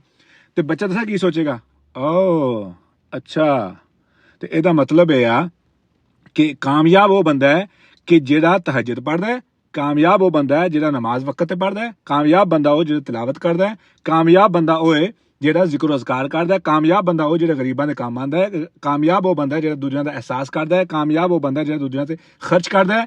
ਅੱਛਾ, ਦੂਜੀ ਸਾਈਡ ਤੇ ਮਾਂ ਦੀ ਪਰੇਸ਼ਾਨੀ ਆ ਕਿ ਲਓ ਜੀ ਮਾਂ ਵੀ ਖਾਵਨ ਤੇ ਨਾਰਾਜ਼ ਹੋ ਰਹੀ ਹੈ, ਕਿਸ ਗੱਲ ਤੋਂ ਜੀ, ਕਿ ਉਹਨੇ ਨਮਾਜ਼ ਨਹੀਂ ਪੜ੍ਹੀ ਹੈਗੀ, ਠੀਕ ਹੈ। ਤੇ ਬੱਚਾ ਸੋਚੇਗਾ ਓ ਅੱਛਾ, ਇਹਦਾ ਮਤਲਬ ਮੈਨੂੰ ਕਿਸੇ ਤੇ ਅਗਰ ਨਾਰਾਜ਼ ਹੋਣਾ ਪਏਗਾ ਨਾ, ਤੇ ਮੈਂ ਇਸ ਗੱਲ ਤੇ ਨਾਰਾਜ਼ ਹੋਣਾ ਹੈ ਕਿ ਨਮਾਜ਼ ਨਹੀਂ ਪੜ੍ਹੀ, ਇਸ ਗੱਲ ਤੇ ਨਹੀਂ ਨਾਰਾਜ਼ ਹੋਣਾ ਕਿ ਰੁਪਈਆ ਨਹੀਂ ਲੈ ਕੇ ਆਂਦਾ, ये दाल नहीं आई, या आटा नहीं आया, ये चीनी नहीं आई, ये पत्ती नहीं आई, ये कपड़े नहीं आए, ठीक है, तो या ख्वाहिशात नहीं पूरी हुई, इस गल तो नहीं। मैं किस चीज़ से नाराज़ होना है, इस चीज़ से नाराज़ होना है कि मेरे अंदर सर्कल के अंदर मौजूद लोगों ने नमाज नहीं पढ़ी। हुण बच्चे नूं नहीं पता हैगा, लेकिन बच्चे की रिकार्डिंग वाला जो कैमिकल है ना, रिकार्ड कर रहे हैं चीज़ों तो अल्लाह रब्बुल इज़्ज़त ने एक सूरह फातिहा दे विच दस्सिया है कि अगर बेटे नूं तुसीं समझाता ना, इहदिना सिरातल मुस्तकीम सिरात अल्लज़ीना अनअमता अलैहिम गैरिल मग़दूबी अलैहिम वलद्दालीन, तो नमाज किस उम्र च किया गया सी, 6 या 7 साल की उम्र च।